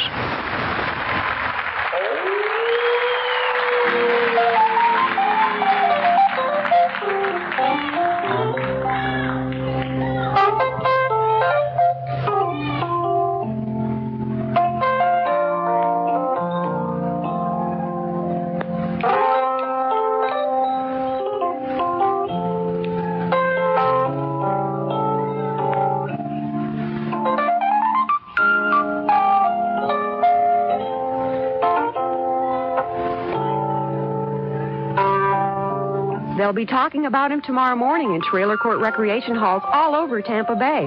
But you can listen to him live tonight. Ladies and gentlemen, may I present Bob Lassiter. 7 minutes after the hour of 10 o'clock. Welcome back. Third and final hour for this Wednesday night, May 13th, 1987. A night that may live in broadcast infamy. You'll just have to wait and find out. Standing by on hold, notorious caller from the Miami market, not very notorious up here, but you got to say that, you know, the kid's got chutzpah and is trying very hard to make his mark in Tampa, and he just hasn't really been able to get through. But nonetheless, Fruitcake, you're still there. Yes. Okay, you said that you had hot rumors. Rumors. Okay. Before I tell you them, I want to make one fact known. Mm-hmm. I was on every single show in Tampa, whether you like it or not. Oh, I know that. On the Mr. Wet Noodle Show, on the Dating Show, and on Tim Cole's show, and on John Eastman's show, and on everybody's show. Oh, I've heard you many times. So don't tell me I haven't made my mark there. Well, but nobody here knows or cares. Oh, yes. It's a lot different than Miami, you see. Nobody here really cares. Well, they're all Neanderthals. Whoops. So, what's your big scoop, Fruitcake? The big scoop is, now where do you want us to start, from AM, FM, or PM? Any place you want, Fruitcake. Okay, how about... You're dying. I'm going to leave the best for last. Okay. By the way, my name is Neil. Mm-hmm. Okay. Okay, Avi. Don't do that. Oh, you can say the name up there. Nobody knows me up there. That's right. Okay. Now. See, that's what I told you. Nobody knows you up here. Nobody cares. That's because they're all degenerates and the Neanderthals and they don't know what's going on. I mean, anybody who listens to BW at night has got to have a problem. Do you agree? Well, go ahead with your scoop. Okay. You're being pushy about it. Okay, number one. You know Hot 105? Nobody up here knows Hot 105. Well, okay, I mean, get down to the stuff that these people up here know about that you think you know. Okay, AM. See, you've made me do this, but I spoke tonight to Fluffy McCallum for about an hour or so. Uh-huh. And now just remember I told you this. Now I know as soon as I get off the phone, you're going to call up Neil, and don't call him up because he has a sick person in the house and he's very upset. All he does is need to find out that I called up Fluffy. I've already talked to Neil tonight. You have? What time? During the news? No, I talked to Neil at about 7:30. And did you steal some of his material? No. Uh-huh. The day he was ripped. No, actually, I got Neil on the Cable News Network. The Cable News Network wanted me to be on for the So Far campaign. I declined and sent them to Neil, and so I called up to discuss that with him. That's true. And not only that, but one of these days I'm going to call you up. I have a tape about him and Kathy West talking about you and your reasons for marriage. Oh, that should have been classic. Very upset. You don't want to know what they said. Oh, okay. But go ahead with your rumors now. Okay, my rumors. I spoke to Fluffy McCallum today. Mm-hmm. And I Who's told that? her that if she doesn't stop talking about capital punishment, then she's going to lose her job. Mm-hmm. She said, "Ow!" That's her voice. So she has loose vocal cords. Mm-hmm. And I think that I gave her a long enough speech, and she says that she will probably try that. Tomorrow she has on the man who won the America Cup. What's his name? Jimmy Connors? Something like that. Who? That's close enough. Just go on. Connors, something like that. For the first hour, and then after that she's going to have some guy from South Africa, a bathroom janitor from South Africa radio station. And he's going to be talking about apartheid. And I explained to her how everybody finds it very exciting down here. Uh-huh. And she goes, I told her she should cancel it. And she goes, "Oh, you can't have me cancel it." Nobody knows what the hell you're talking about, Fruitcake. Get right down to business. Okay. I gave a long speech to Fluffy McCallum. And you are going to see some drastic changes in that lady. They're going to run her voice through a modulator and make her sound... Is this what you called for? Nobody knows who the hell you're talking about. Well, Nor does anybody care. Fluffy McCallum. Can I tell them about Fluffy? Yeah, she does a talk show from, 2 to 4 on WINZ. She does a talk show for? So let's get down to business. What are these great scoops? Is that it? Yes, and if they don't get rid of her, they're bringing in some guy. I'm not sure where he's from. I think it's Denver. Am I close? I don't know. Or Tampa. They're bringing in some new guy in there, and he's supposedly going to be a real powerhouse. Oh, by the way, I also have a story about your phone number I'm going to tell you later on. He's a real powerhouse, and he's going to be taking over after Neil. And tell Neil that they should move him from 9 to 1 because anything is better than Lee Fowler. Well, name names. Come on. I don't play games. Well, they know who Fowler is. No, name names about this big powerhouse. I'm not sure what his name is. I can only speculate. I heard it's Gordon Bird. Is that true? He's going to be doing his You Totem show for 4 hours. This is the best you can do. It's no wonder you haven't cracked the Tampa market. I mean, come on. You said you got a big scoop? Tell me about it. Well, look, see, the whole purpose of you being up in Tampa is, Neil will tell you everything, an assumption that you will not tell anybody else anything. So basically, this call is made to milk information out of poor old Bob Lassiter. What do you want to know? Now, do you have any idea who that person is going to be? Because I'm coming out with a newsletter this week. And if you want to get it, and I'm putting pictures. You're calling me to ask me because you think Neil told me? I'm sure he would. Well, I'm sure he would if he knew, but he doesn't know. He doesn't know who it is. Well, I heard it's some guy from Denver. Okay? And he owns a bar. He's a real troublemaker. And I also have Lee Fowler and Steve Kane's new home phone number. Now, you know you want those, right? No. You want to call up Lee and hear his CIA answering machine? No. It's real good. No. Okay. This is what you have wasted 6 minutes of my time for? I thought you had a big scoop. Well, this is a big scoop. Don't you think that now that Lee Fowler will be going back to Ohio to live with his mother because he can't do anything with any radio station they give him? Fruitcake, nobody knows what the hell you're talking about. I mean, if this is the best you can do, I just had 3 calls drop off. You want me to I just had 3 calls drop off, Fruitcake. Nobody knows what the hell you're talking about. How are they supposed to know? Well, you and I both know what you're dancing around. Go for it, baby. Go for it. You expect me to say an obscenity? You and I both know what you're, alluding to. Go for it. What am I alluding to? Well, you tell me what I'm alluding to, Bob. Well, you tell me or I'm going to move on real quick, Fruitcake. I'm not going to play games. They're bringing you back here, Bob. They're resurrecting the old positive-negative pole. You're absolutely wrong. Oh. What are they going to have on? Absolutely wrong. By the way, did you know in September you'll be able to pick up WINZ down in Tampa? Or wherever you are in Pinellas Park. Yes, I know that. And what are you going to do? Boy, you're going to have to compete against 2 TalkNet. So is that it? What? Is that it? No, and the last thing is that, do you remember back when you were on WGBS? Vividly. Doing nights. Oh, and painfully vividly. Okay, and I also know by the name and phone number of the person who made you say that four-letter word.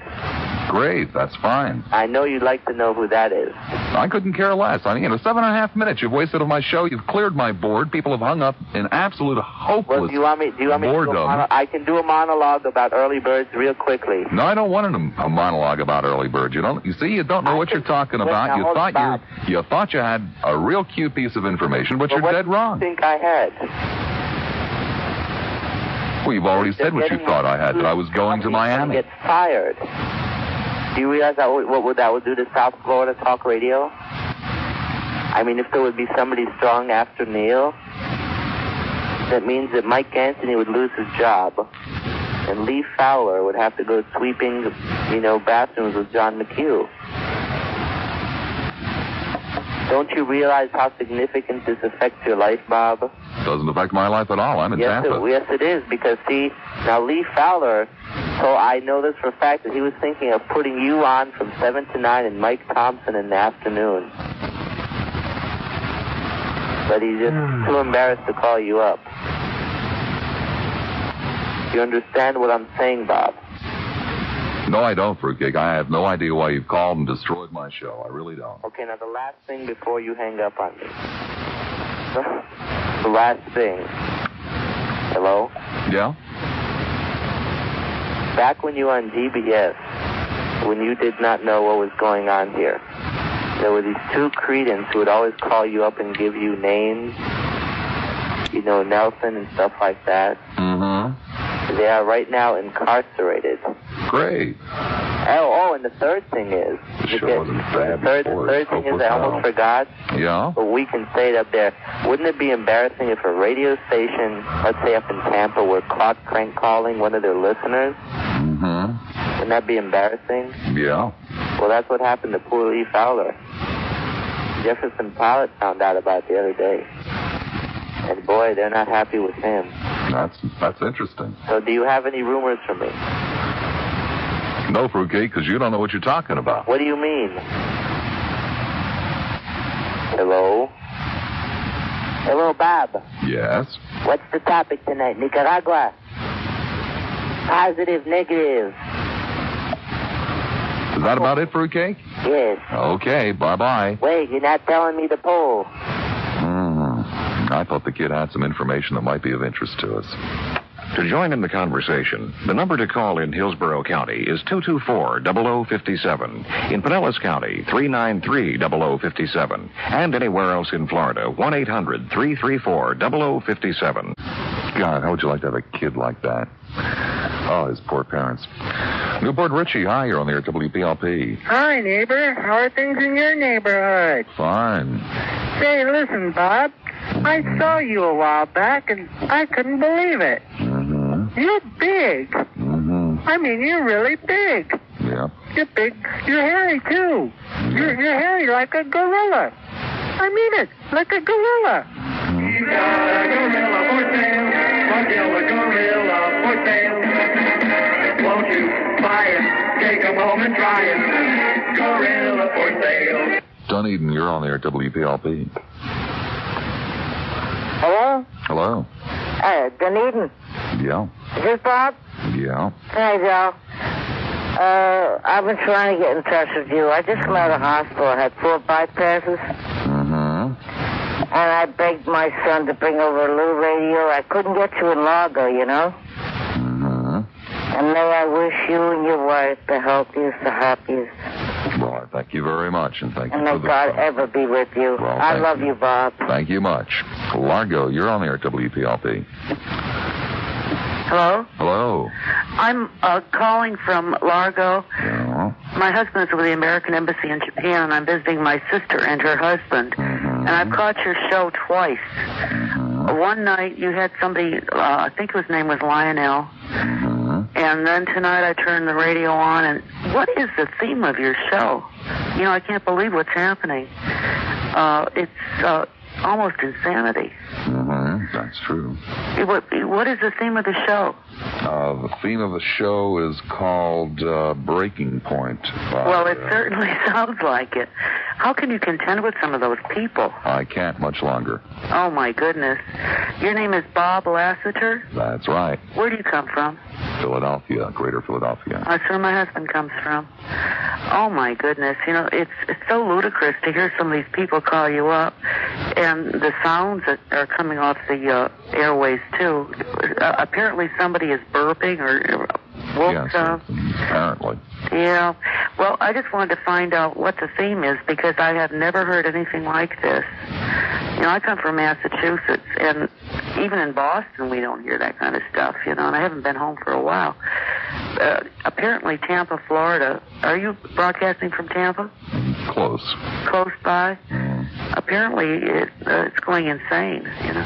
But you don't have a theme, it's just insanity. Yes, just insanity. Oh, Mr. Lassiter. Okay, I just wanted to know. You're welcome.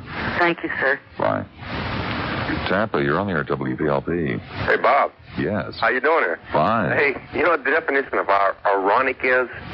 That's a guy that can call up here. You've got a hell of a lot to do to get your license, to maintain your license. So does your engineer. So I don't have a license, sir. So do the people who have to maintain it to be on the air and have a right to transmit. And here's the guy that calls you and gets 10 minutes on the air with you that probably don't even know the word of a green card, and he should have one. They call him Fruitcake. Yes, they call him Fruitcake. That's right. He calls himself Fruitcake. He calls himself Fruitcake. How many times has he been calling you? That's the first time I've ever heard him. No, I don't let him on very often. No, but he makes us stay. He got 10 minutes of your time. I'm not knocking you. I know you got to let people know, you know, you got to let them see. And he gets all of that. That's a hell of a lot. That's ironic. Yeah, I guess it would be. Keep the faith. Will do. St. Petersburg, you're on there at WPLP. Yeah, I think you're right. Your intelligent listeners must be out of town. Most of them. Some of us are still here, though. Okay. Okay, I wanted to make a suggestion that perhaps maybe you can weed out some of this beforehand. Maybe you can get with the station management or something, and they can insert between the previous program and your program a reading of the cable and network television listening, and maybe it might entice some of these people to sit there and you know, be mesmerized by the box or something instead of you know, destroying valuable airtime. You think maybe that might do it?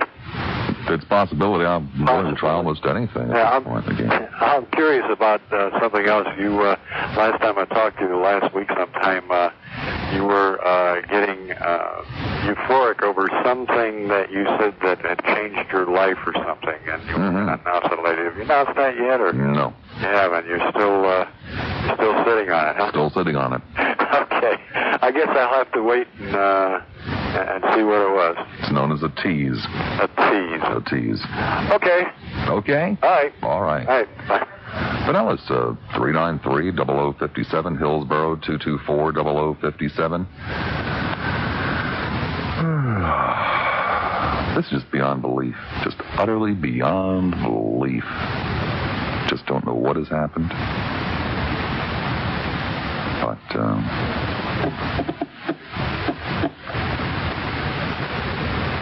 we'll just wait for the next one to come in.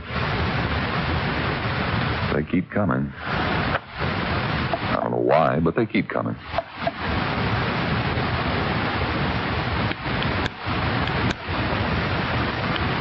You'll indulge me, I do smoke. Taffy, you're on there at WPLP. How are you tonight, Bob? Great. Good. Can I want to be serious tonight. Has anyone yet spoken about the president in Iran? No, not a soul. You know, for 2 nights now I've been listening to you complain about the different listeners, so I'm a little nervous, I don't know why, but maybe you and I can talk for a few minutes about it.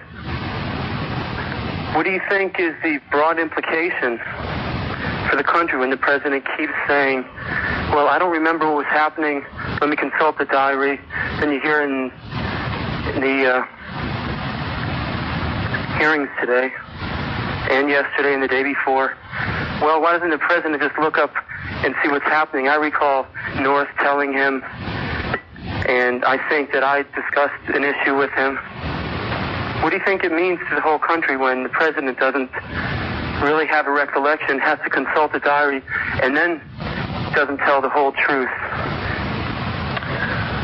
Well, I don't really wish to be rude, but I'm simply just not into talk radio where people call up and ask the host, what do you think? No. I prefer to talk to people that have some thoughts themselves. Well, I've got some thoughts. I just wanted to know, okay. Well, I'm afraid that there's going to be a lot of meddling in the Congress and trying to usurp powers that the president has in the foreign policy area if we want to limit ourselves to just foreign policy, because the president has not been forthright in issuing policies and standing by them. And, I think the Congress, unfortunately, has spent a lot of time interfering in foreign policy when they shouldn't have. For instance, waffling continuously about what to do in Nicaragua.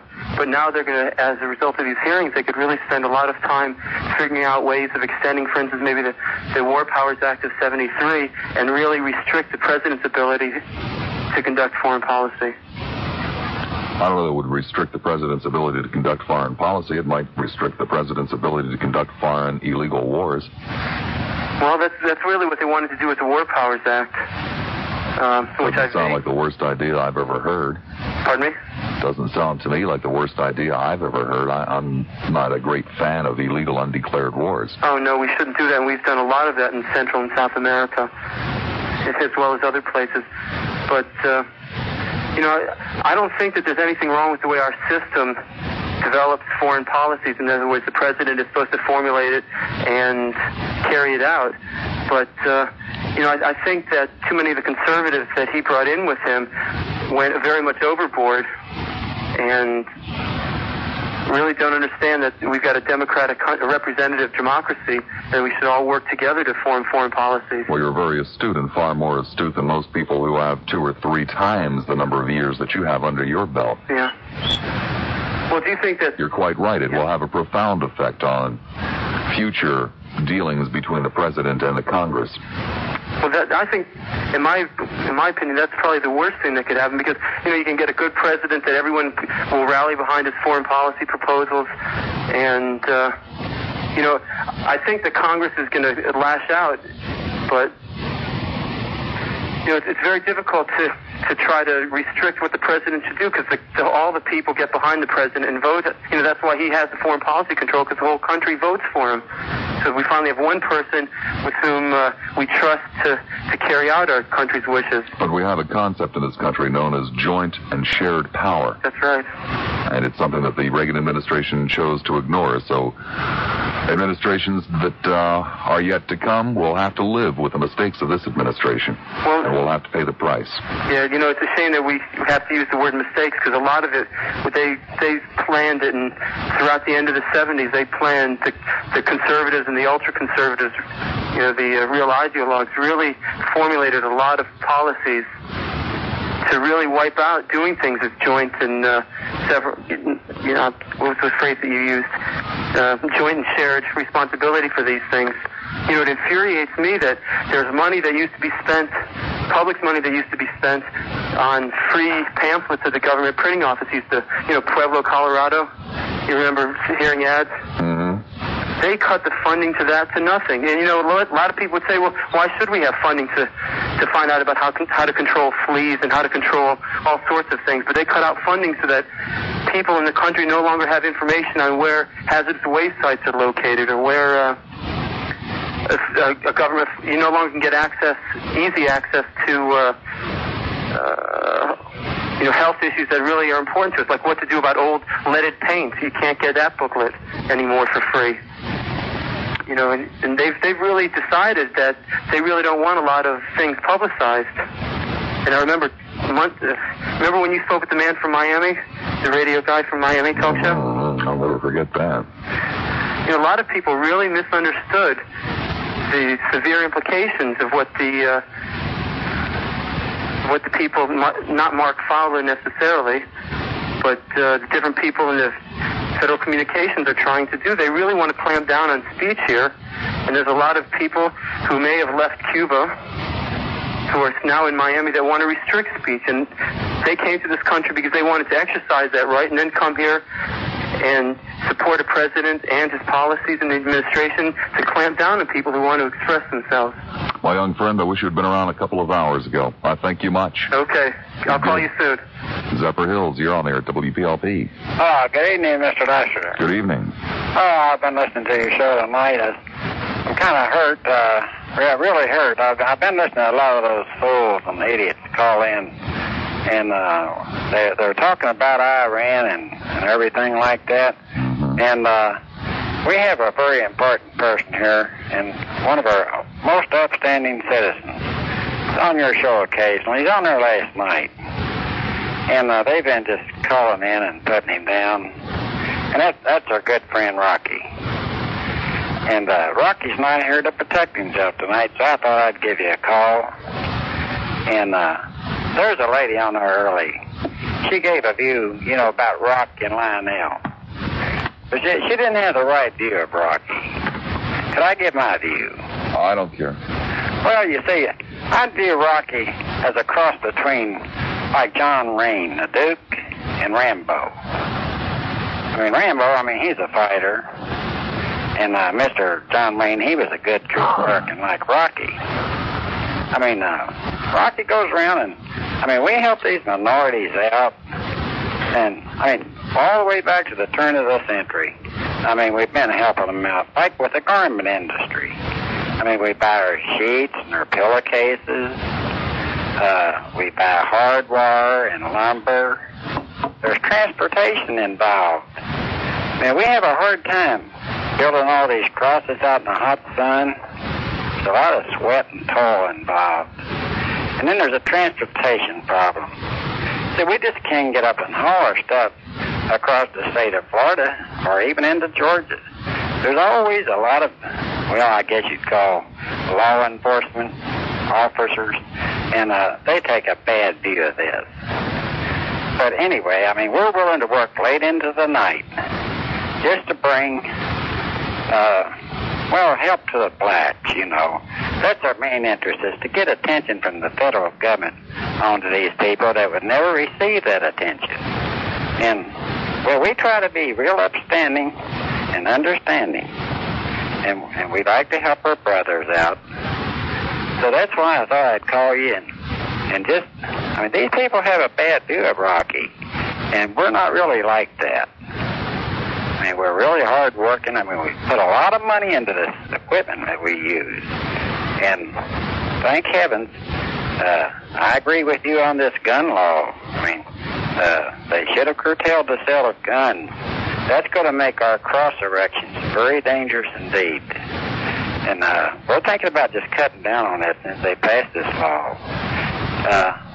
I'm glad you let me give my view. You've always been a fair man.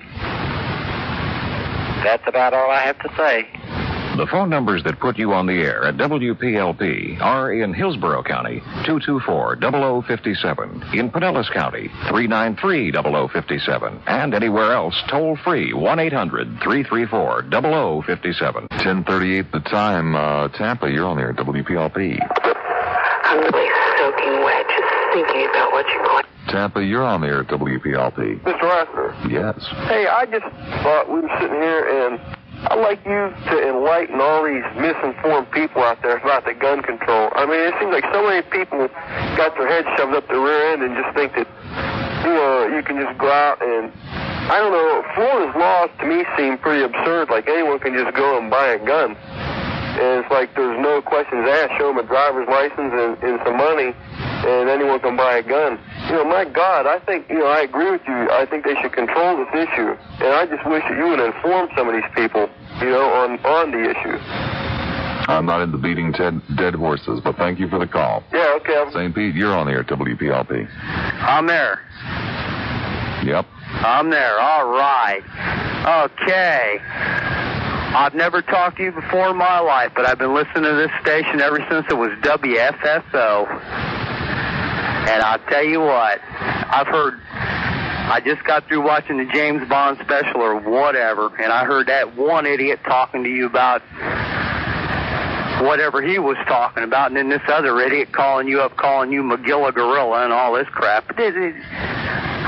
I'm homegrown. I'm right here from St. Petersburg. Homegrown. Never called this station before. And I think there's just so many jerks out there right now. And I've always wondered why you've never had a guest on your show. It wouldn't do you no good. I don't think they'd understand it.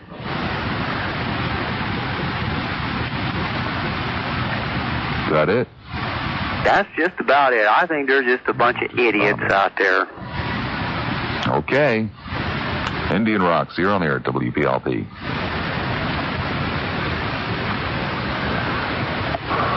Indian Rocks, are you there? Going once. Going twice. Gone. Sarasota, you're on the air at WPLP. Yes. I'm puzzled about something. McFarland is not a zealot with a mindset, and he knows right from wrong. I wonder why he didn't resign, because like the Calb, I don't know which Calb it was, who was speaking for the government, as soon as he was fed misinformation, he quit. Now, why did McFarland just not take up this stuff if it wasn't legal in the first place? I wouldn't know, ma'am. But it is a question in my mind, because the mind is, he's not a zealot like North and the other one, whatever his name is. I just wanted to pass along my observation. Okay. Thank you for listening. My pleasure. Bye. Well, if you'd like to be part of this, you've got perhaps 14 and a half minutes left. I'm patient. I'll wait.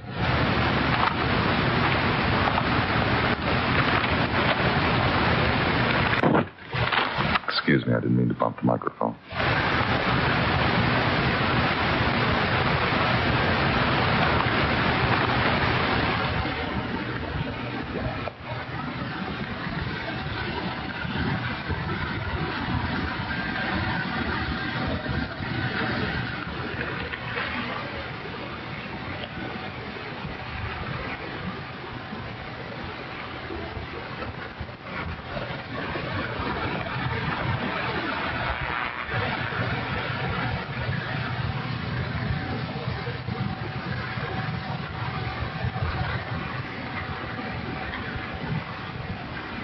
Margot, your turn at WPLP. Oh, Bob? Yes. Cheryl Brown, does she remind you of a frump? Something like that. Well, she's going to be coming on here pretty soon. That's all I want to say.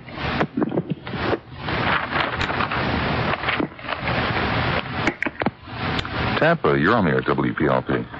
Hello? Hello. Bob. Yes. What? I feel for you. I can't reach you. The ones that do make some sense along in the conversation don't like it here. And, so bad, this is so bad. And the others may make such idiotic remarks, and I get on and do the same damn thing. I don't know. I don't know how the hell you put up with it. That's all I got to say. And good night. Thank you. Oldsmar, you're on there at WPLP. Yeah, I'm calling from Oldsmar, and I was just really shocked that you would allow someone like that to get on the radio. I agree with the other guy, because I'm 16, and it's the first time I've listened to this show. Usually I listen to like a pop radio show or something. Mm-hmm. And I don't know, I was really appalled to hear something like that. I mean, when I listen to a radio show or whatever, a news show, I expect to hear something about the economy or the country. But not about total idiots who call up and, Which idiot did you have in mind? I've dealt with quite a number of them this evening. I heard two of them. I heard the first guy who kept calling up and saying things about your station manager and your producer, et cetera, and I just thought, oh my God, how can they allow something like that to get on and deface the show? I don't know. I was really confused, I guess, so I wanted to call and just, it got me to listen for about a half hour, so. Well, it's usually a tad more enlightened than it is tonight. But yeah, I hope so. So do I. But I don't know. I was just really shocked. That's all right. Well, I thank you. Okay, bye-bye. Seminole, you're on the air at WPLP. Hello, Bob. Hello. Yeah, I was wondering, how come you don't have a joke show on your... I mean, I know a lot of people call up that are a joke, but how come you don't have a little joke line like Jack does? Because I don't do that kind of radio. What do they call that joke line there that Jack Wheeler has? I don't know.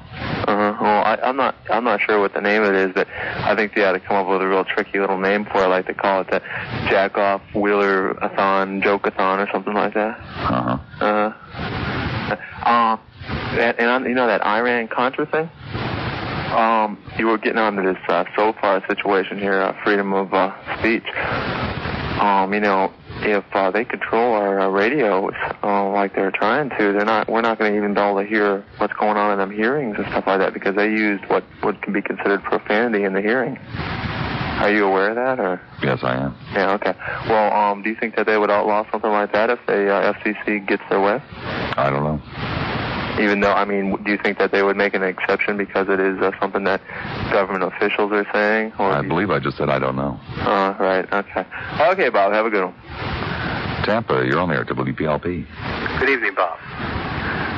I just was figuring out which two candidates I was going to vote for. I think it's either going to be Pat Paulson or it's going to be Russell Means. One is, I believe, going to be Democratic, and the other one's going to be Libertarian. And I don't think either one really takes... I believe we can trust either one of them over Republicans or Democrats. Okay. Did you happen to listen, come over here to the University of South Florida and listen to Russell Means?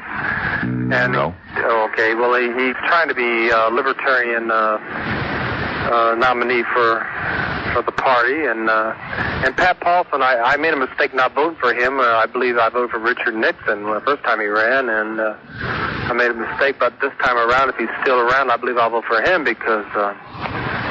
I don't think it matters if you're a Republican or Democrat. I believe we're going to have 200 or whatever it is billion-dollar deficits or $1 million deficits.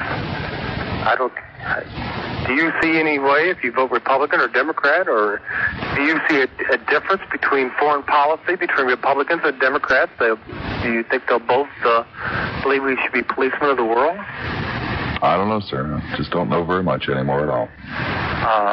So how about, I'm a Libertarian.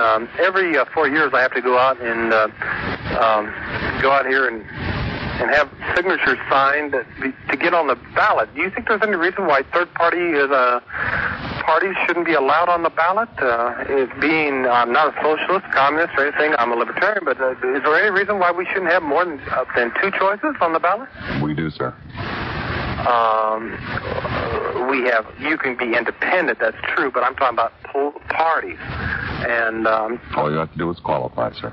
That's correct. Why don't you think it might be that it's a two-party system? They don't want anybody else? I don't know, sir. Well, I think that's another topic we could discuss another night. I'll look forward to it. Thank you. Good night. Clearwater, you're on the air at WVLP. Good evening, Bob. Good evening. Well, I don't have a whole lot to say tonight, but I kind of feel for you in the way you have to take these different people that don't really seem to know what they're talking about and don't have anything to say other than funny noises in the phone. I was reading something recently that I thought really applied to what you try to do in your program, and it's an article about how we really live in a barbarism rather than a society, because and it defines barbarism as a society lacking in the social graces. You know, we have plenty of machines, and we can do lots of violence, but being able to sit down and talk to one another or take responsibility for anything often just seems to be either not important or beyond the average person. we have lots of things like nylon shirts and cosmetics and things that cover up what's truly there. But getting down and just talking to somebody and running the society and taking responsibility for what needs to be done in it seems to be kind of difficult. So anyway, if people just run around trying to aid each other and